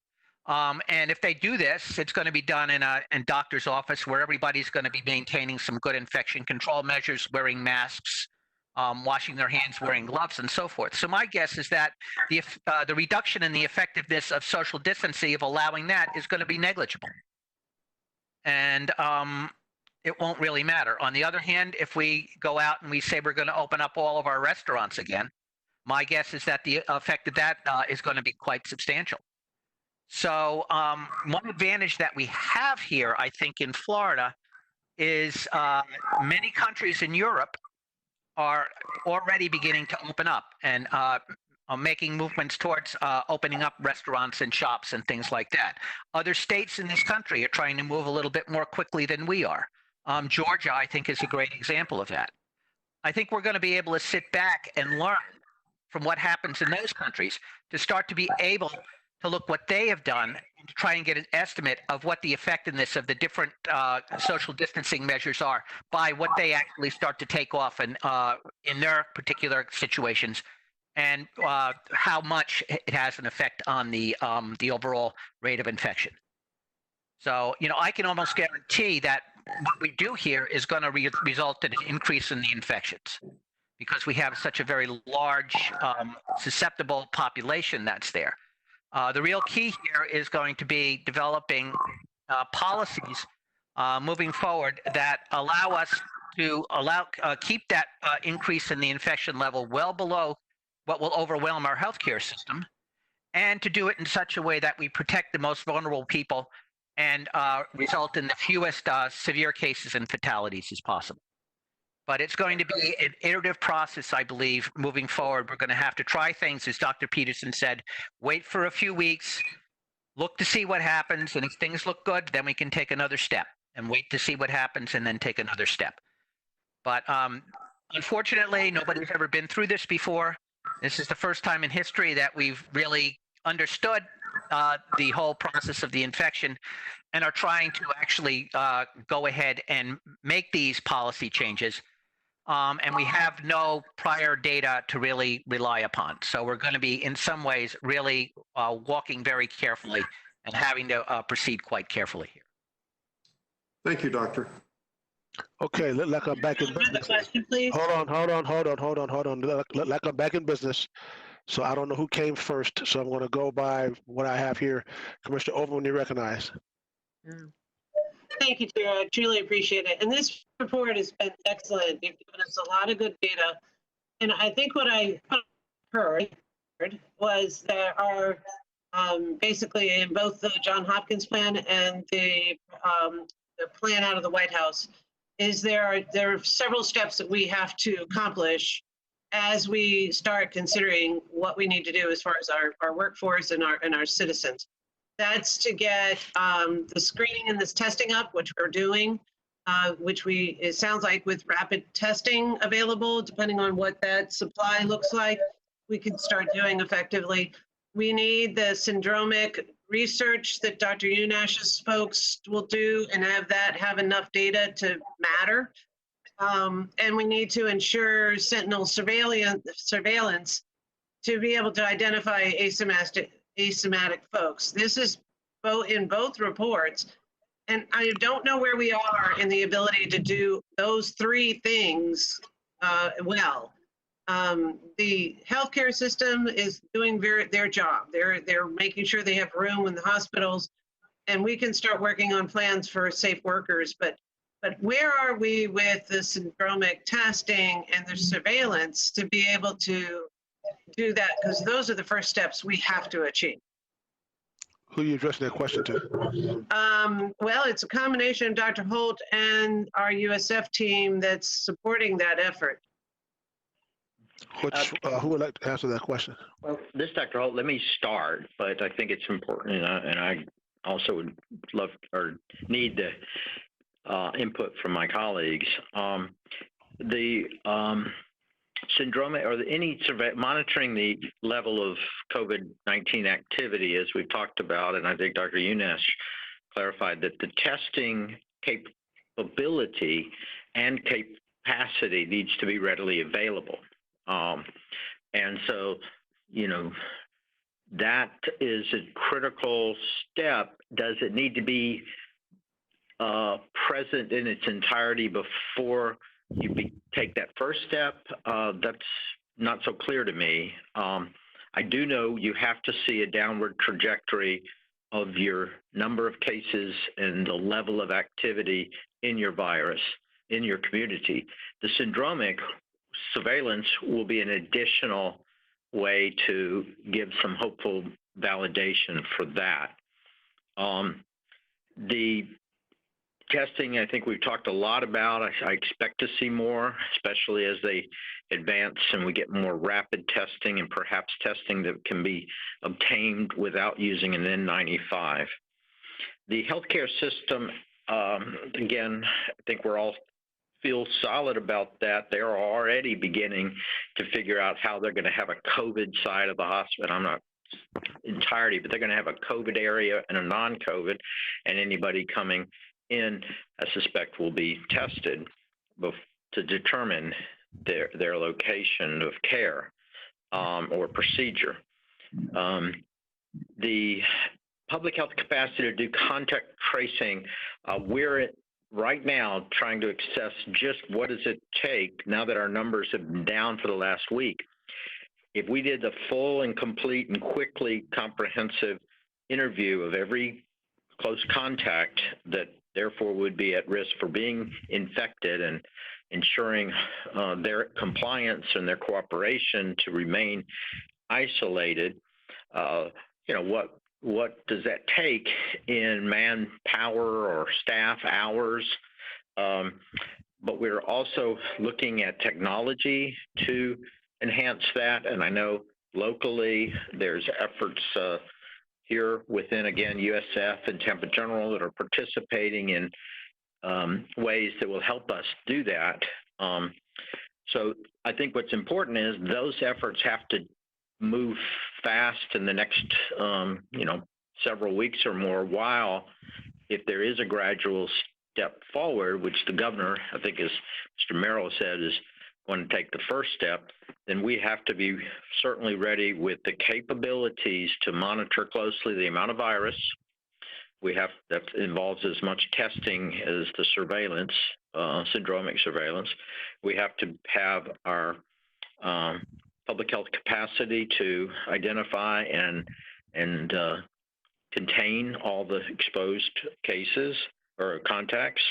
And lastly, certainly protect our healthcare system. And again, I don't I can't leave without saying or stop without saying that our long-term care facilities remain in need of significant support. I'll stop there. Anyone else want to address that question? Anyone else? Commissioner, can I drop in for a second? It's Dr. Yes, There was a question about the syndromic surveillance and the hotspots and when that would be up and running. We had a question about the syndromic surveillance and the hotspot question and about where that was. Yes, sir. Yeah, can I just show a screen here quickly? Yes, go ahead.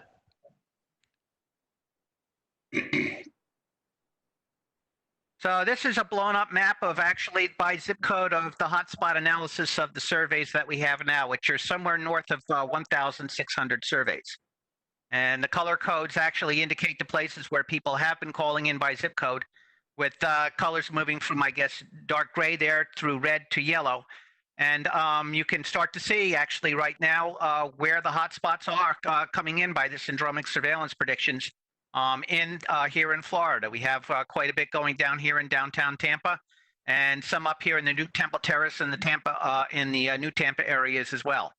So this is well established now and is up and running, and we are collecting data, which we, of course, would be happy to share this link with anyone who wants, so they can go in and look at the dashboard.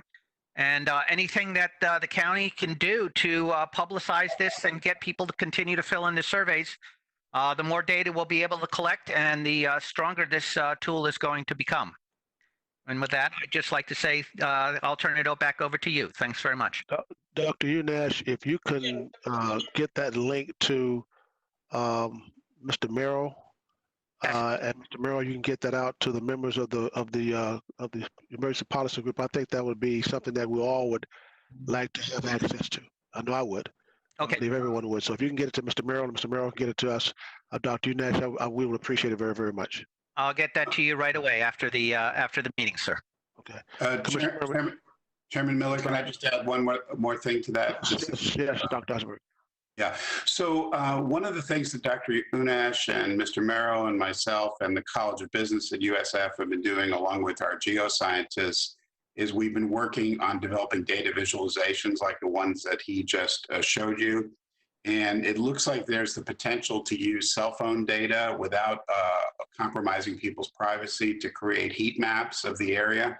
And so over the next week or so, we're going to continue to try to use our GIS capabilities, which all of us have in the county and at the university at a pretty detailed level, to try to give you guys guidance in terms of flare-ups and areas of concentration.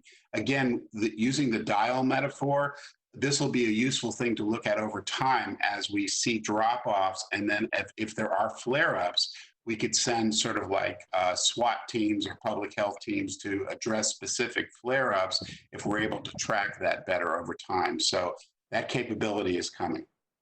Very good. Thank you, Dr. Eisenberg. Thank you very much. Commissioner Merman, you recognize. Oh, thank you, Mr. Chair. Really, I want to thank the USF team. You guys never cease to amaze me.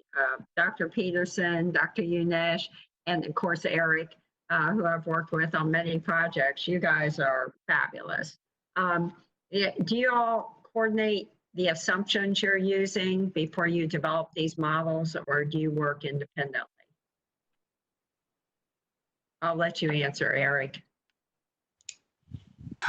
I would say as a big bureaucracy, we certainly try to. Sometimes the assumptions are built into the different disciplines.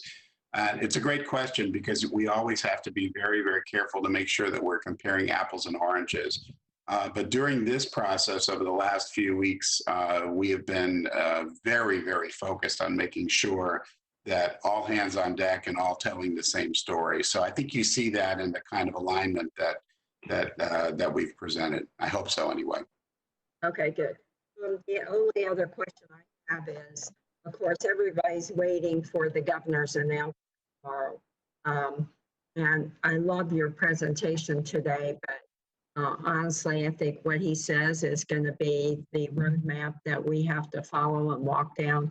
Though I think a lot of the principles for action are similar, especially to John Hopkins' report, which I read, which I thought was fabulous, especially when they talked about the intensity of contact intensity and number of contacts and how they went through all that to establish maybe the reason why we would open up a certain section of our community.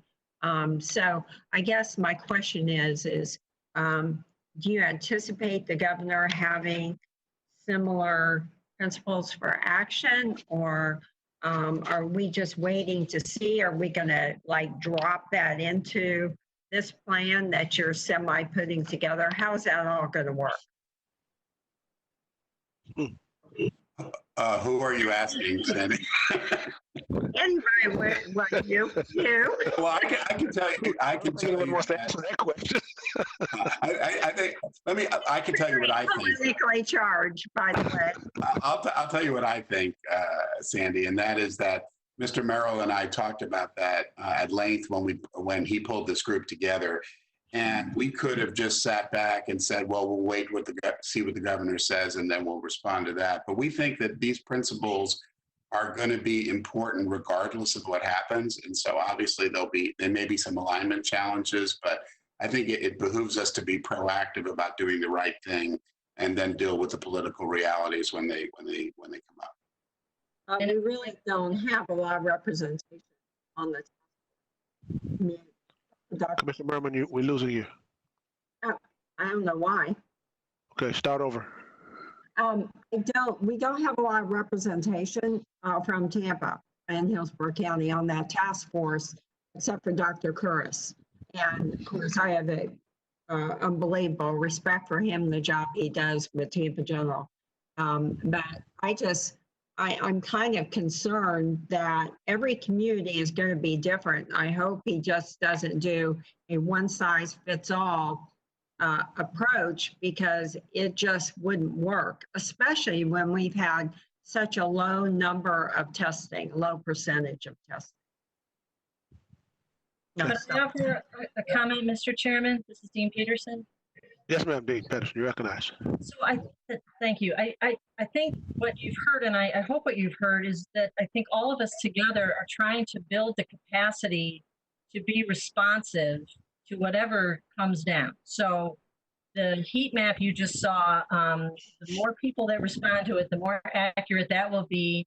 And then if there are flare-ups, we can quickly go there, as Dean Eisenberg said, with our testing capability, our rapid testing capability. You would want to go in there and test intensively so that you could identify cases, contacts, do the quarantine, the isolation, classic public health disease control efforts. We're also trying to, we're trying to build that surveillance capacity and that response capacity. We're also trying to as Dean Eisenberg said, and why I think it's so important, this notion of engaging the community, because it's the community that's going to make or break all of this. So as we reopen businesses, do they have the capacity to maintain the distancing between the workers and the customers? Do workplaces have the ability to keep workers safe? Can people freely move about in our public transit systems? Are there plexiglass barriers between drivers and passengers? Are people comfortable wearing face coverings in public?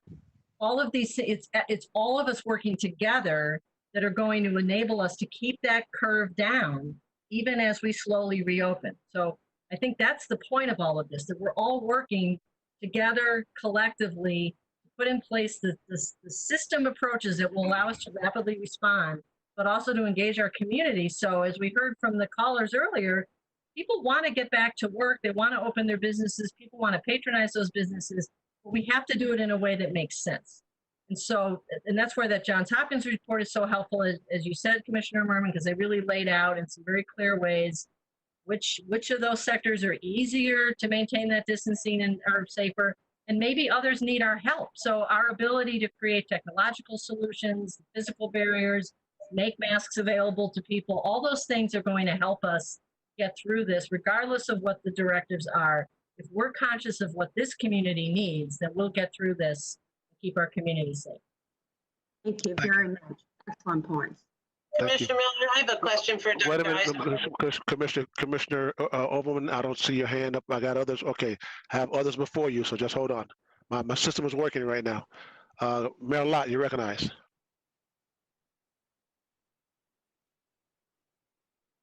Mayor Lott? Yeah, okay. I'll choose to make my comments later. Thank you. Okay, all right. Ms. Snider, you recognize. Thank you, Chair. Going back to the, well, and first of all, thank you to the USF team. This is very, very helpful information. The Johns Hopkins report is very thorough. I hope that every member on the EPG has had a chance to review that report from Johns Hopkins, and I'm hoping we get to talk about that a little bit later in anticipation of whatever the governor is going to be announcing tomorrow. But for back on the heat map, if you could, I think maybe Dr. Unish could answer this question. Is the information being collected for that mapping, for that model, is it only being collected electronically, or are there other ways that you're collecting that information? And the reason I ask that is my concern for the percentage or the portion of the population that may not have access to reporting that information electronically by email or electronic survey. Is there another way we're collecting that information? Right now, the answer is it's basically all electronic by smartphone, website, or also off of the computer. But we're working with people in the county right now to try and we heard this on the last meeting, to try and set up a phone method of actually completing the survey. Like one of those annoying phone tree calls, press 1 for yes, press 2 for no. So hopefully that will be rolling out as well. And I should also mention on the coordination with Dr. Eisenberg, I actually have a doodle poll out, and I'm going to be scheduling a meeting for all of the interested stakeholders, both at USF and in the healthcare community, probably early next week, to try and develop a way of developing a platform to combine all of this data together. And make a much more augmented and more powerful set of maps and heat maps moving forward. We can pull other data that's similar into this. I think it's going to be very, very useful. So I'm hoping to get everybody together to do that as well.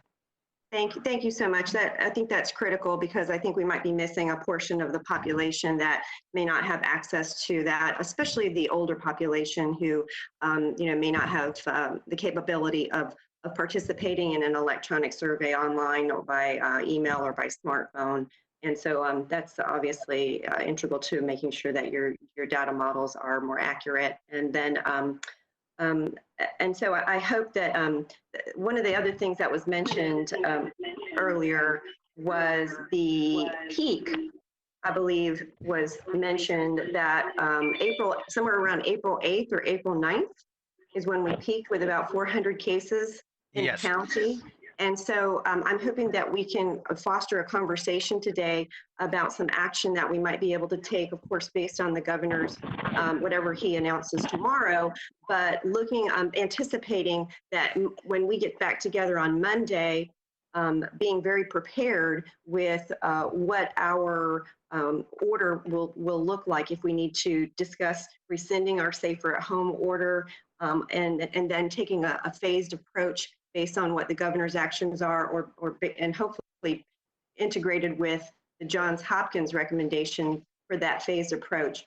Especially interested surrounding the risk assessments that are in the different sectors, and taking a look at an approach that way, so that we can start opening up some of our business. And like you said, people are really wanting to get back to work and getting back to some normalcy, but I know that we have to take a careful and methodical approach in order to get there. But next week will be the 14 days that is necessary after our peak, since we peaked around the 8th or the 9th of April. So I anticipate that by next Monday or Thursday, we're going to have to come up with some decisions in this group that will allow for some of these activities to begin happening. So thank you very much to the USF team. Again, great information. Mayor Castro, you recognize. Thank you, sir. Just a couple of comments, and I agree with Hopkins' report was just fascinating, and thank you. We just can't thank you enough as a group to USF for all that you have done, and Dr. Holt and his team as well. One of the things with the contact tracing, when the Dr. Holt and the USF team get that syndromic surveillance all together, and you need personnel, I think that the county and the city can offer that, so that we can start doing that contact tracing right away and make sure that we're handling that as quickly as we can. Now, in the John Hopkins and in Dr. Lockwood's steps, I think they're pretty similar. And it talks about the number of new cases has declined for 14 days. But also we have to sort of take that with a grain of salt, because we've only tested 1%. So as we ramp up the testing, hopefully that percentage will continue, and the number of cases will show that we are dropping. The rapid diagnostic testing, we've got that down to 48 hours to 3 days. Healthcare system able to take care of the parents, check, patients, check. Then the contact tracing, we can take care of that, I feel, as well. So the testing, if we can ramp that up and then get the antibody testing ramped up, then clearly we would be able to open the community back up very safely. But I don't feel that we have the ability to wait 2 more weeks to open up some of our businesses. And we need to think of that, about that, and how that looks right now, so that we can get individuals back out into the community working.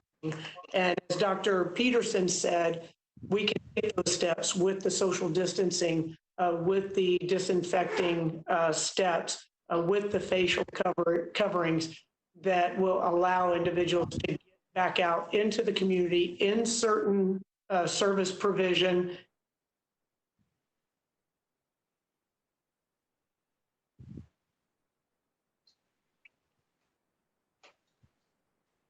Jobs that they've been prevented from performing up to this point, and then, until we can get that antibody testing up and running rapidly in our community. I know that our tests that we have ordered that the county has ordered and the city has ordered as well are, the arrival date keeps getting pushed back and pushed back. So it's my hope that we can come to some decisions on opening the community back up and what that looks like. But I do believe that it's going to have to be done with the social wherever possible, and wherever it's not, with the facial coverings. And also, as everyone else has stated, I want to echo that it's not a one size fits all here in our city in Tampa. Isn't going to be the same as the other cities.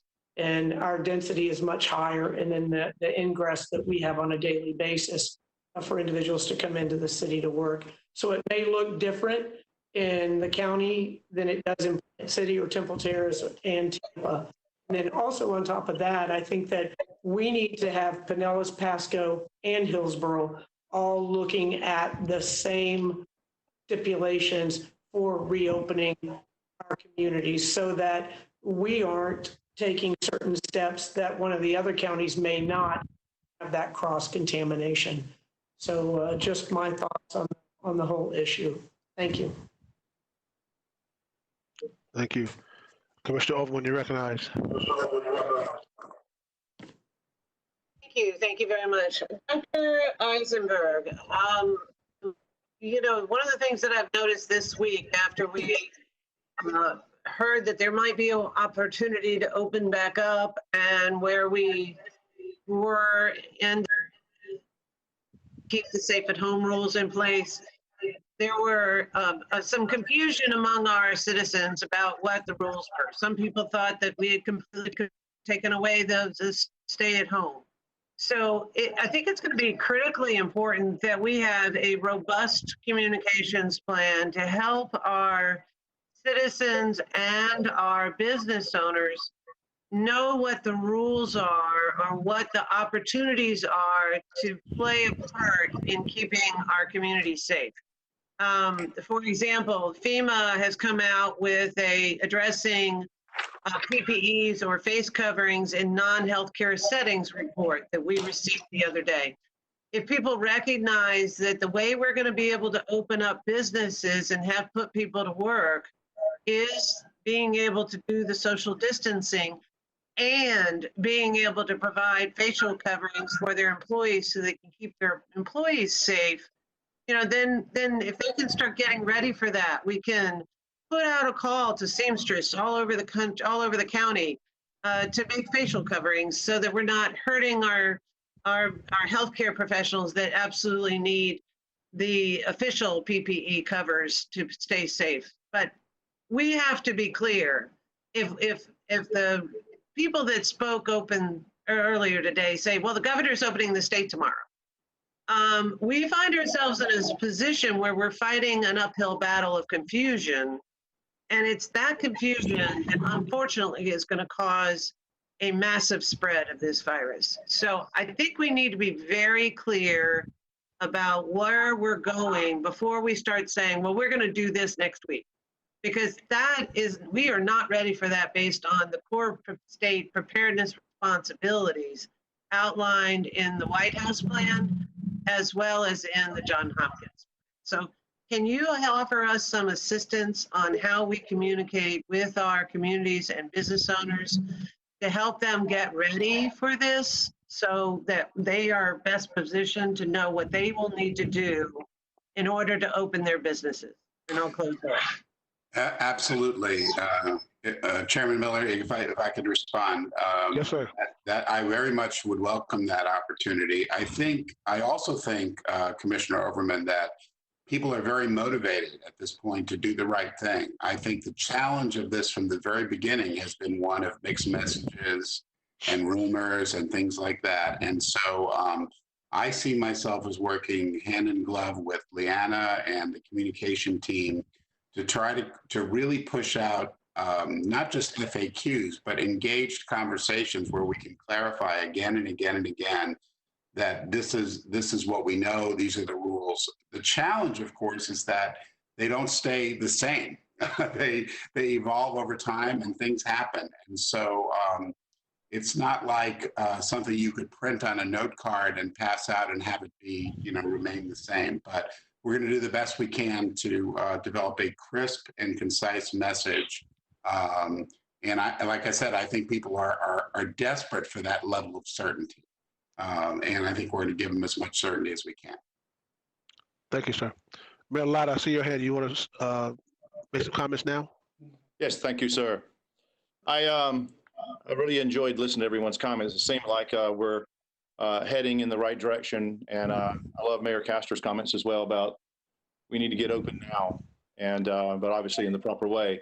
I don't want to I think it's prudent for us also to not jump in front of the governor. I think anytime that we jump in front of the governor right now, all the confusion that we've been talking about on this group here, we just increase that confusion by trying to get in front of the governor. So I hope we don't bring forth actual processes in place till we know exactly what that decision is. So far, I think we've had a lot of information from our medical teams and so forth, and groups from USF. I think it's all good information and so forth. But I think it would be wise for us, since I believe Dr. Holt's team's not presenting both days next week. Okay, so I would assume he's not presenting on Monday since he presented today. I would love for us to bring in 2 individuals to speak to us, and so that we have a balance of information on both sides. To me, I don't know how we decide on a plan or decision or what actions we're going to take without looking at the economic aspects of that decision and what the economics are in our community right now. I would like for us on Monday, then I would suggest this, unless there's a lot of opposition from the group here. We're very fortunate to have USF professor Dr. Zingfei Guam. He's at our bomb center, and he is actually a world-renowned economist in agriculture. There's a big concern, especially in the community I'm in, that we're having a certain break in the food supply, and I'm really worried about what's going to happen. Maybe not today, but 6 months, 7 months, 8 months out. Now, I know we don't want to. I know that we don't want to do something that breaks that chain in our food supply. I would recommend for us to bring him in on Monday to be able to discuss that from an economic standpoint. And I'd also like for us to hear from another economist, someone that's from the private sector, maybe someone from Raymond James or so forth, that I can make a recommendation, so that we're considering the economics of the decisions we're making now as well. Because we have a lot of citizens that we've mentioned that are hurting in our community, and I think we need to acknowledge it and hear what the economics of our decisions are. So I would just simply say, if we could bring a couple of those individuals in on Monday to add to our meeting. And I also want to mention this, the devil's in the detail. I hear the reports, and I know we want to be safe, and I know that we want to make sure that that we don't have a resurgence with COVID-19. We're all on board with that. No one wants to see a resurgence there. But I also know that we realize it's not going away next month or the month after. This is something we have to learn how to live with, okay? And we have been learning how to live with it for the past, 5 to 6 weeks that we've been dealing with it. And I hope that when we talk about these restrictions, that when we talk about opening up the economy, if we're going to be putting restrictions on every single business aspect, mandates on hotels and restaurants and so forth, I believe that we're talking about going down a road to where it sounds like we're reopening the economy, but we're not. There's already a lot of pressure already built into the business sector. If you own a hotel, for instance, you're going to have to be able to prove to the marketplace that it's clean, that it's safe, that it's COVID-free, or people are not going to come. You already have that pressure on it. There's already a percentage of people that's going to take a long time before they have the comfort into going into a restaurant, going into a dining establishment, a hotel. So for us to put a lot of additional mandated restrictions on top of that, I hope that's not what we're talking about. I hope we're talking about educating and letting the free market system work its magic into doing more than what we would probably require to begin with. So I don't think I hope that the devil in the detail doesn't mean that we're putting on more restrictions what we have today. Because when I listen to this, I kind of feel like that's where we're kind of headed towards, and I hope we don't. I hope we allow our markets to react fast and have faith that people are going to do the right thing. Thank you, Mr. Chairman. Thank you, sir. Mayor Castor, you recognize. I'm sorry, I didn't take my hand down. Okay, all right. Okay, I don't see any other hands. Let me thank Dr. Holt from the Department of Health, and Dean Peterson, Dr. Levine, and Dr. Eisenberg from the greatest university in the land that came forth and brought this great presentation and all the work they do to mold the minds of young people out there and turn out some pretty good graduates like myself. So thank you very much. We appreciate it. Thank you. Is Mayor Ross back on? Mayor Ross? Yes, Commissioner, I'm back. I'm sorry I dropped off there. Okay, I just, and then Dr. Unash, I'm sorry. Dr. Unash, thank you, sir. Appreciate it. I didn't put his name, he wasn't on there. Okay, all right, we're gonna go into action to extend the declaration of local emergencies. Ms. Beck? Yes, good afternoon, APG board members. Christine Beck. You have been provided with a draft order in your materials for your consideration if you should choose to extend the declaration for an additional 7 days. Okay, we have to take some action on that. Is there any conversation before we take action? I'll move approval. I'm sorry? I'll move approval, Commissioner Merman. Commissioner Merman moves the approval of the extension. Is there a second? Is there a second?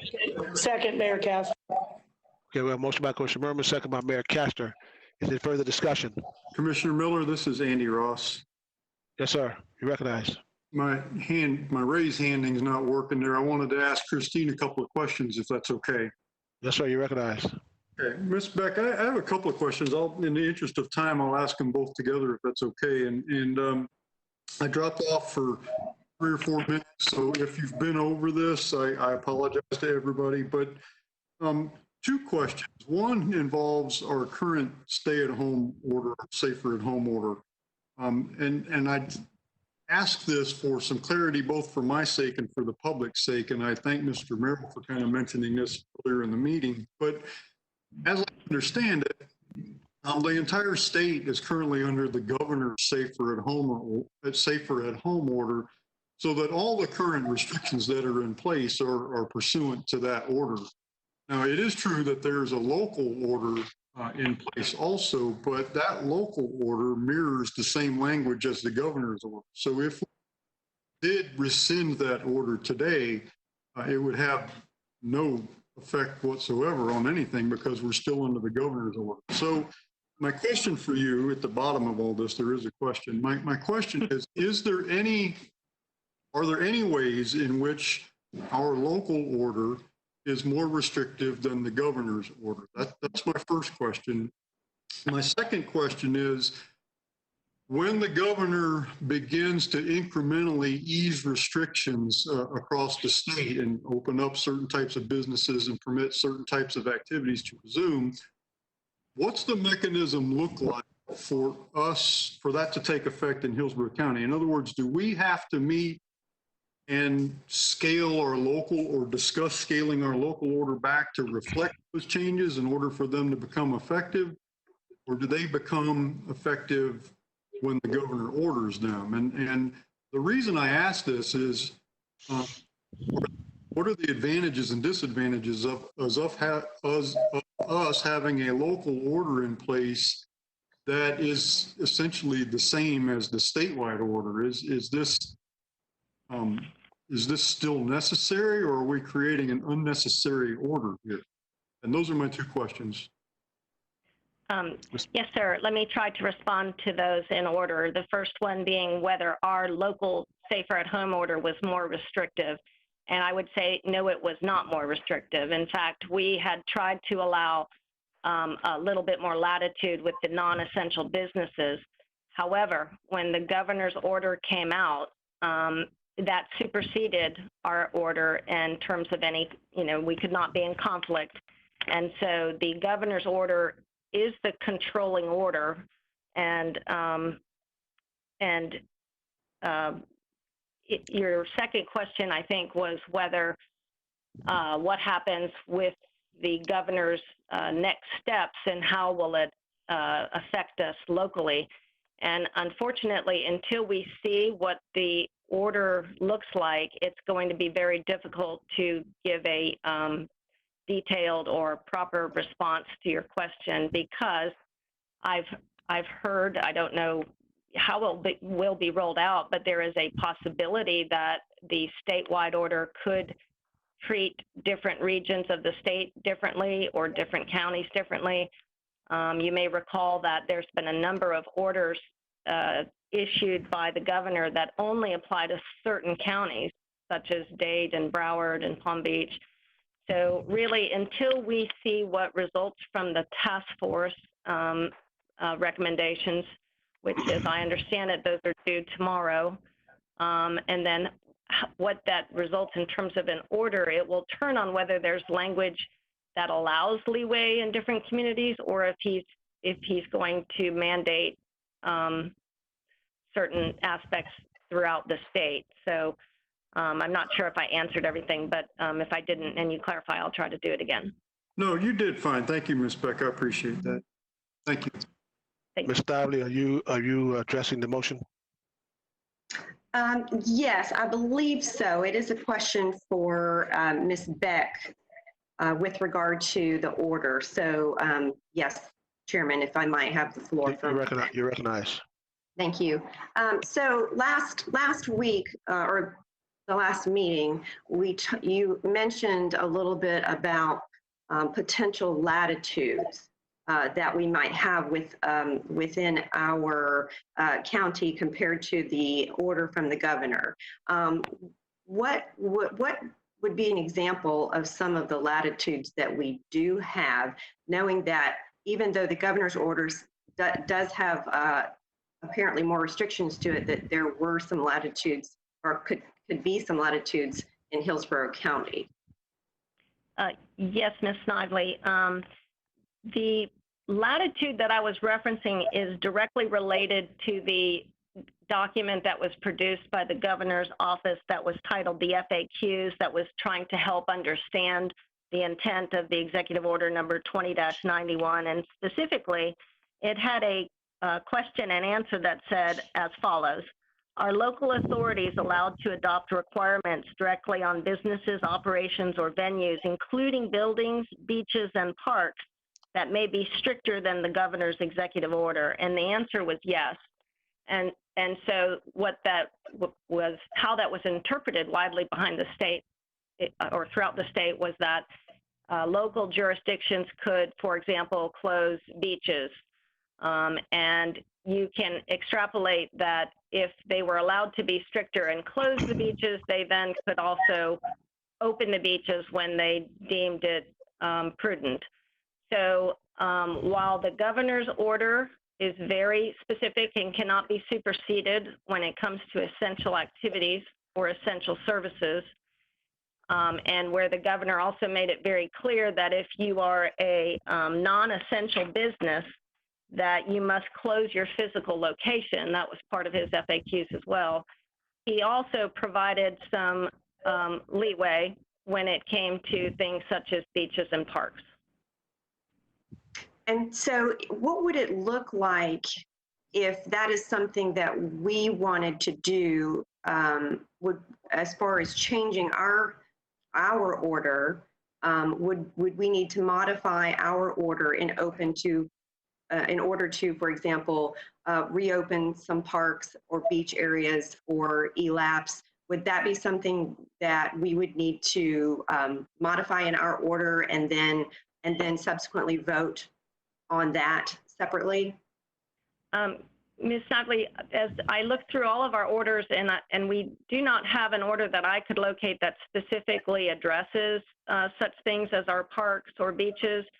I believe that was done through the delegated authority to the county administrator, and certainly Mr. Merrill can address that. If this group wanted to change any of that, I do think it would be prudent to have a discussion and a vote on it so that there is proper direction.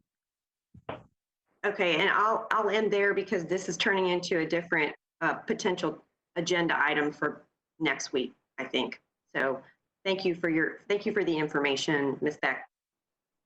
You're welcome. Thank you, Mayor Lott. You going to address the motion on the floor?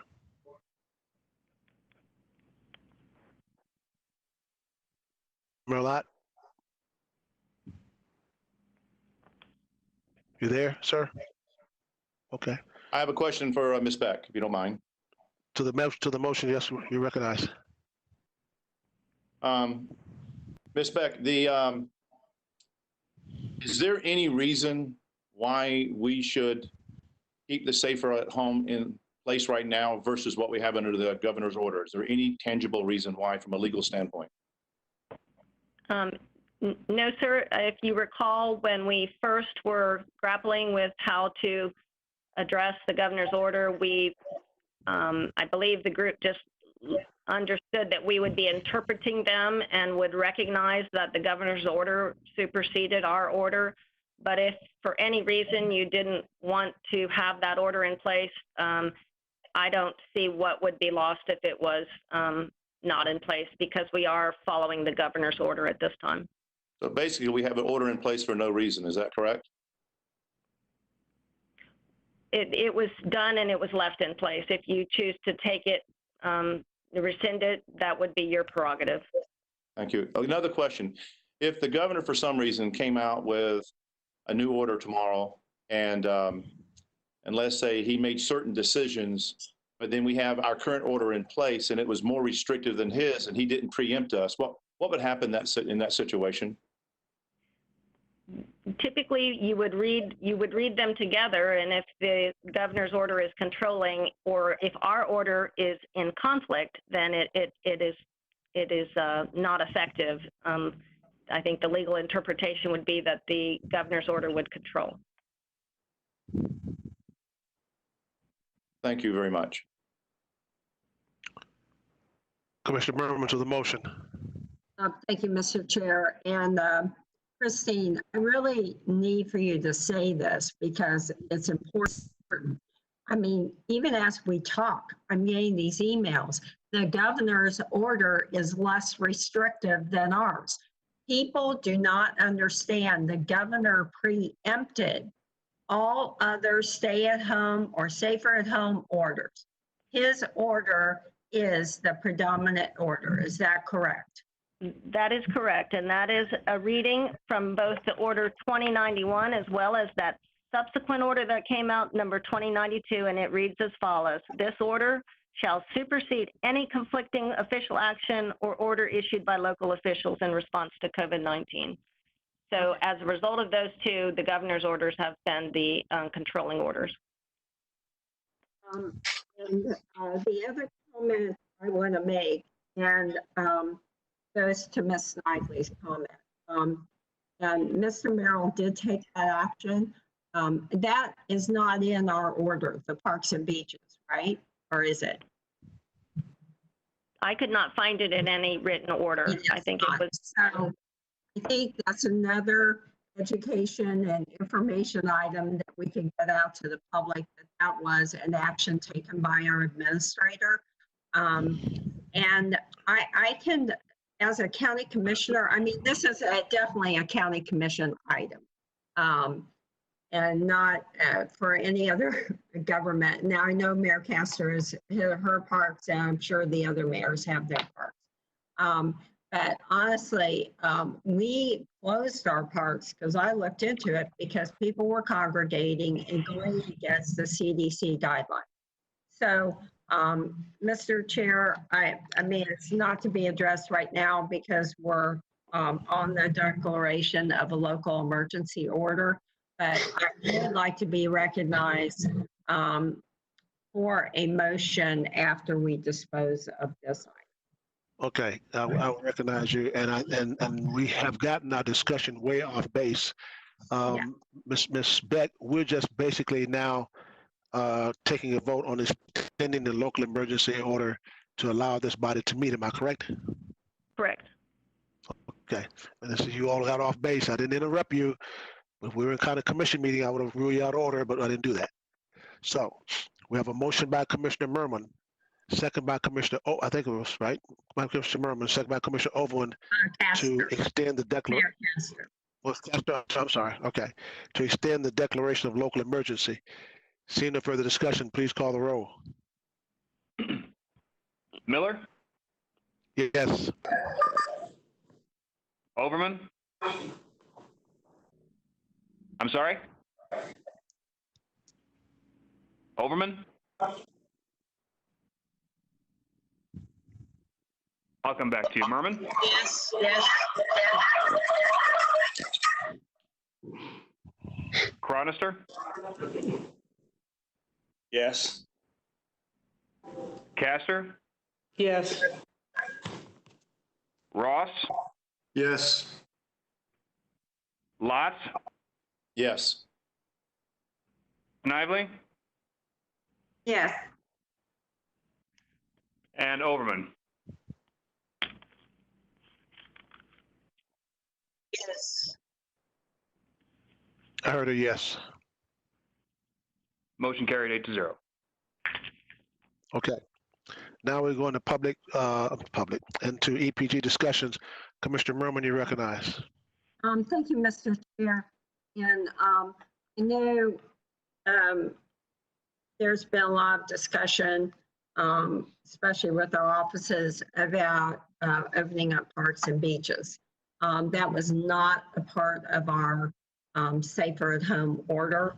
And so I'd like to just ask Mr. Merrill if he could bring a report back at our next meeting about the feasibility of opening up the parks and beaches. We only have 2 beaches. It's E.G. Simmons and Apollo Beach, which are both in my district. And if about the feasibility of opening those back up. We will have the information from the governor's actions tomorrow, and I think it'll be prudent for us at that point to possibly take some action. So that's my request. Commissioner Merman, I understand your request, but this body cannot open the county's parks or beaches. Well, and Mr. Merrill, maybe he should come on board because he actually took the actions as the chief administrator of the EPG. He is our spokesperson for the EPG. And I think that's my understanding. So I'll just ask Mr. Merrill if he could clarify or point us in the right direction on how we should do this. Mr. Merrill, you recognize? Yes, certainly. So that action was taken very early on at the beginning of this crisis in closing, when I took the action under my authority granted to me by the declaration to close county facilities. And so that was the reason to do it. It was a good reason to do it. And as you heard earlier, it helped to save lives. It helped to slow the spread of the virus. I will tell you that when we tried for a couple of days early on to open the parks back up, there was nothing but bad behavior that was in direct opposition to social distancing. There were threats made by employees. My employees felt unsafe trying to enforce, and I said, we're closing the parks. So the parks are no different than any other facility that should be governed by all of the protocols, by all of the prudent actions that were described earlier by the USF public health folks.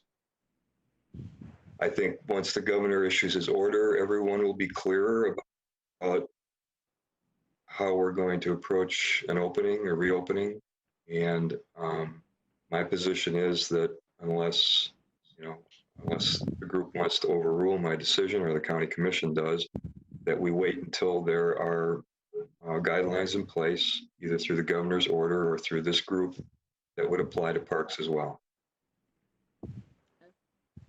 Can I just ask you possibly Monday that we bring it back for discussion after we know what the guidelines are? Well, what I'm saying is by Monday, we'll know what the governor's order is. And if the governor's order directs that everything be opened up, then we know the answer, because as Christine said, the governor's order will supersede any local orders. So, I mean, what governs here, what gives us direction is whatever the governor's decision is.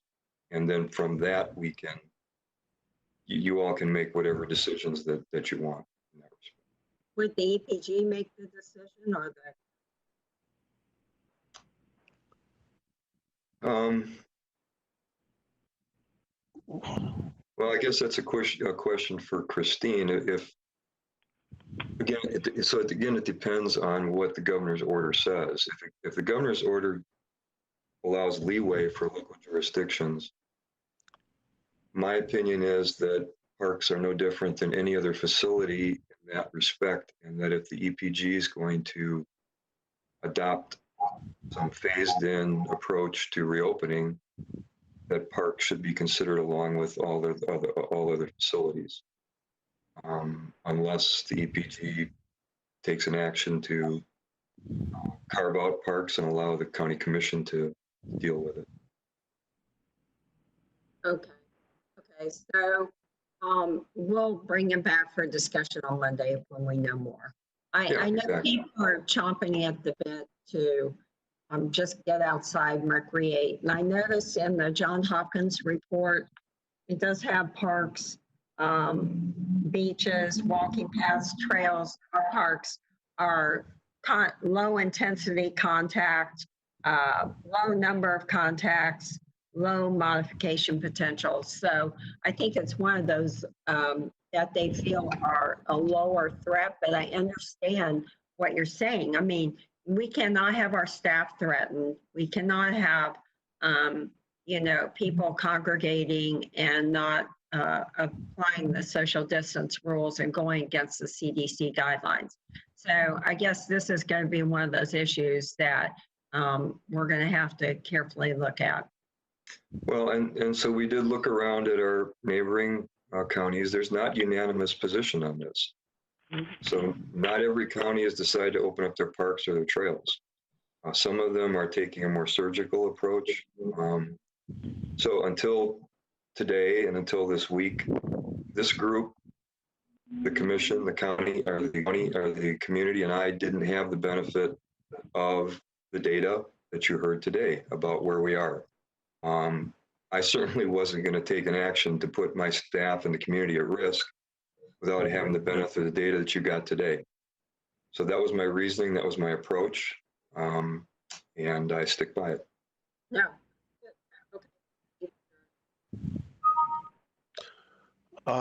Mayor Lott, you're recognized. As I listen to this conversation between us today here and the confusion that all these orders have in place, and from listening to our county administrator and from listening to our county attorney, it sure seems to me like the wise thing to hear would be to remove the safer home order we have right now and to live under the governor's order until we have whatever the new governor's order is. And then we can decide if we're preempted, then we're preempted, by the governor. If we're not preempted, then we would have the guidelines to start building our next plan of action for our rollout, however we decide to roll it out, in line with the governor's action. But right now, if we're having this much trouble with the confusion of our orders and so forth, I just can't imagine the public has. And obviously from the hundreds and hundreds and hundreds of emails we're all receiving, we're being asked to take an action. That's actually an ask from the governor himself. So I don't know if you want to take action like that today. If not, then I will definitely be making this motion on Monday. So I just want to take the temperature from the group. Since we have a redundant order, why don't we remove the confusion? We, have some clarification so that we can take action next week. By Monday, we would know what the direction is from the governor. So I'm not making a motion yet. I'd like to take the temperature from everybody. Mayor Lott, this is Commissioner Miller. I believe now if we today tried to remove our order, even though the governor's order supersedes ours, I think you have more confusion over the weekend than you'd have right now. So I would suggest that we just wait until the governor's order comes out tomorrow after his task force has rendered what they will give to him. He then puts out another order. Then Monday we come back, I think we have a much clearer picture of where we are. I think right now even though our order does the same thing as the governor's order, I think you're gonna have some confusion because I'm getting emails from people saying, well, the governor's order is less restricted. Well, it's not. And you're gonna have all kind of confusion out there. No telling what we'll have this weekend, and we really don't want to get into that mess right now. So I just think we should just wait until Monday. That's my opinion. Mr. Chairman, I respect your opinion. I agree with you, and I'll wait till Monday, okay? Thank you. Thank you, sir. I appreciate that. Ms. Snyder, you recognize? Thank you, Mr. Chair, and thank you, Mayor Lott, for bringing that up today because I think that the community feels strongly that the safer at home order is a redundant order under the governor's order. And so I'd be supportive of seconding that motion on Monday. And thank you for waiting until Chair Miller to, although I know it feels like there's some urgency in the situation. I think it's fair for us to wait until Monday after the governor has made his announcement and then allow us to see more of the data, understand what the new order is going to look like, and hear from our constituents before making that decision as a group on Monday. So thank you so much for deferring that. And the other item I would really like to talk about, if we could also add to the agenda on Monday, is a little bit about the responsibility of the emergency policy group from now until we stop convening. This is a very unique situation. This group was probably put together more for hurricanes and other emergencies, not national or, not public health issues like pandemics. But I think it's, there's a little bit of, it's unclear. There's a lack of clarity in the community and maybe amongst the members of the group as to what our exact role is going to be as an emergency policy group from now until this is over, or when we stop convening. And we're certainly trying to do our best with the information that we have. And I don't know when the last meeting that we will have will be. However, there's also a lot of pressure for us to be coming up with a plan for economic revitalization, and I don't know that that's part of our purview of the EPG. So maybe we can talk a little bit about that as an agenda item on Monday as well. What is our responsibility as EPG from now until we halt our convening? Thank you. Okay. Commissioner Merman, you recognize. Mr. Miller, I've been asking to raise my hand forever. Could I speak, please? Well, I haven't seen your hand, Commissioner Overman. That's why I haven't called on you. It's been raised. I haven't seen it, Commissioner Overman. Commissioner Overman, you recognize. Thank you, sir. I appreciate it. I understand people's eagerness to move and recognize what the governor is doing. Hillsborough County is a very large county. We have a lot of people, and we put a safer at home order in place in order to get where we are now, which is a reduction in the number of people that were infected by this virus. That is our job, to act in an emergency, given we have a public health emergency, which also includes making sure that our people are actually able to take care of themselves and eat and have access to food and a variety of other things. What's most important at this point is to hear what we heard today from our physicians and medical professionals, who have basically said that the first steps, having the testing, having rapid testing, having a syndromic process of being able to surveil our community to measure our risk, is critically important. And we haven't changed, and nothing of that is changed based on what the governor is saying. That is still our responsibility. And while the governor may find that relaxing those rules might work for other areas of this county, our Florida Department of Health representative, Dr. Holt, needs more help for us to get those things done. So I was going to ask Dr. Holt, what things can the county do to give him the resources he needs to be able to get those core preparedness responsibilities that we are required to have as a county in place? Do we need more people? Does he need more money? Do we need more rapid tests? What do we need in order to be ready to consider doing anything or any modifications for our safer at home orders? Because until we have that answer, and we know that we are able to do the surveillance that we heard our medical professionals and university professionals tell us about today, would be irresponsible to relax the rules we have in place. We've been successful because our citizens have participated in that process. Our very proud of them. But to take those away right now, we'll end up with a resurgence that we heard Dr. Unash talk about in July, and will keep us from doing the things that we need to do in the fall. So if Dr. Holt can help us know what it is he needs to be able to accomplish our preparedness responsibilities as a county, then I'd be willing to consider some modification in the stay at home. But I would not support an effort in that respect at all today, because it would create confusion among our citizens at this point who don't know how to keep ourselves safe when they go back to work. Thank you. Well, Commissioner Oldman, no one today said anything about modifying the stay-at-home emergency clause right at all. No one has said anything about that today. In fact, we all said wait until the governor's executive order tomorrow, and then we'll address it on Monday. But Dr. Holt, if you're still there, please answer Commissioner Overman's question. Hello, can you hear me? Yes, sir. Yeah.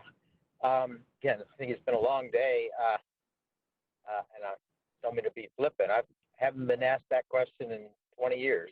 Thank you. No. I would like to actually make an informed decision. Could I bring that back on Monday? It's not an easy question to ask, and I want to have a basis for anything that really talks about it. I would respectfully ask for that time. Dr. Holt, I think that would be a perfect time to bring it back, because as I said, today no one's addressing doing anything with our executive order, at all. We just made a decision we would wait until Monday to see what the governor's executive order would be, and at that particular point in time, that's probably when you would be best to bring that information back and address it at that time.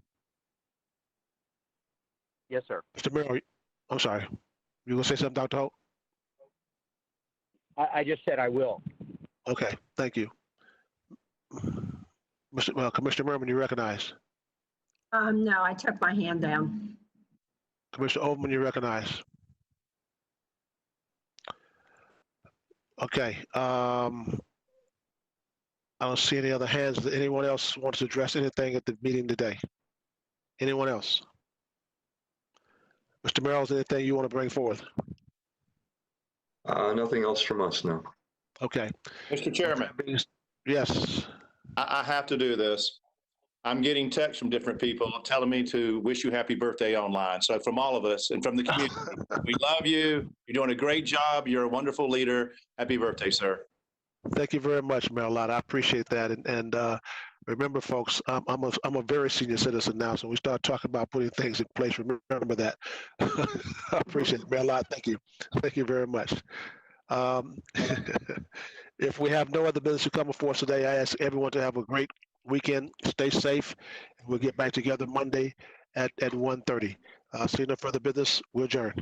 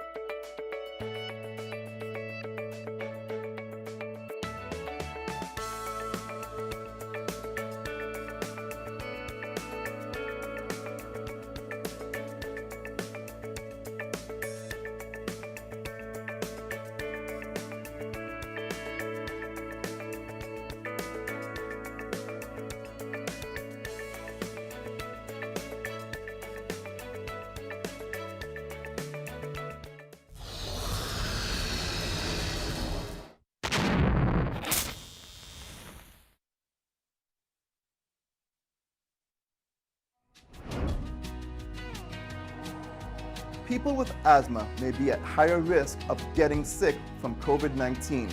COVID-19 can affect your respiratory tract, cause an asthma attack, and possibly lead to pneumonia and acute respiratory disease.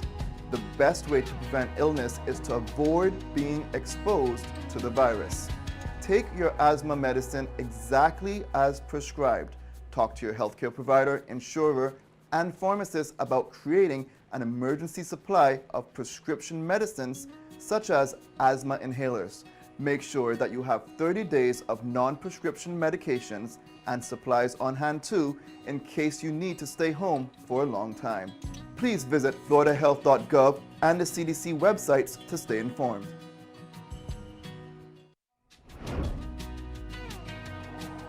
The Florida Department of Health wants you to beware of the invisible enemy, COVID-19. The coronavirus can stay alive on hard surfaces. So what does that mean? Bars, food courts, tables, doorknobs, door handles, toilet handles, keyboards, many things you touch every day is a place the virus can hide out. You then touch it and bring it inside your household or to someone that may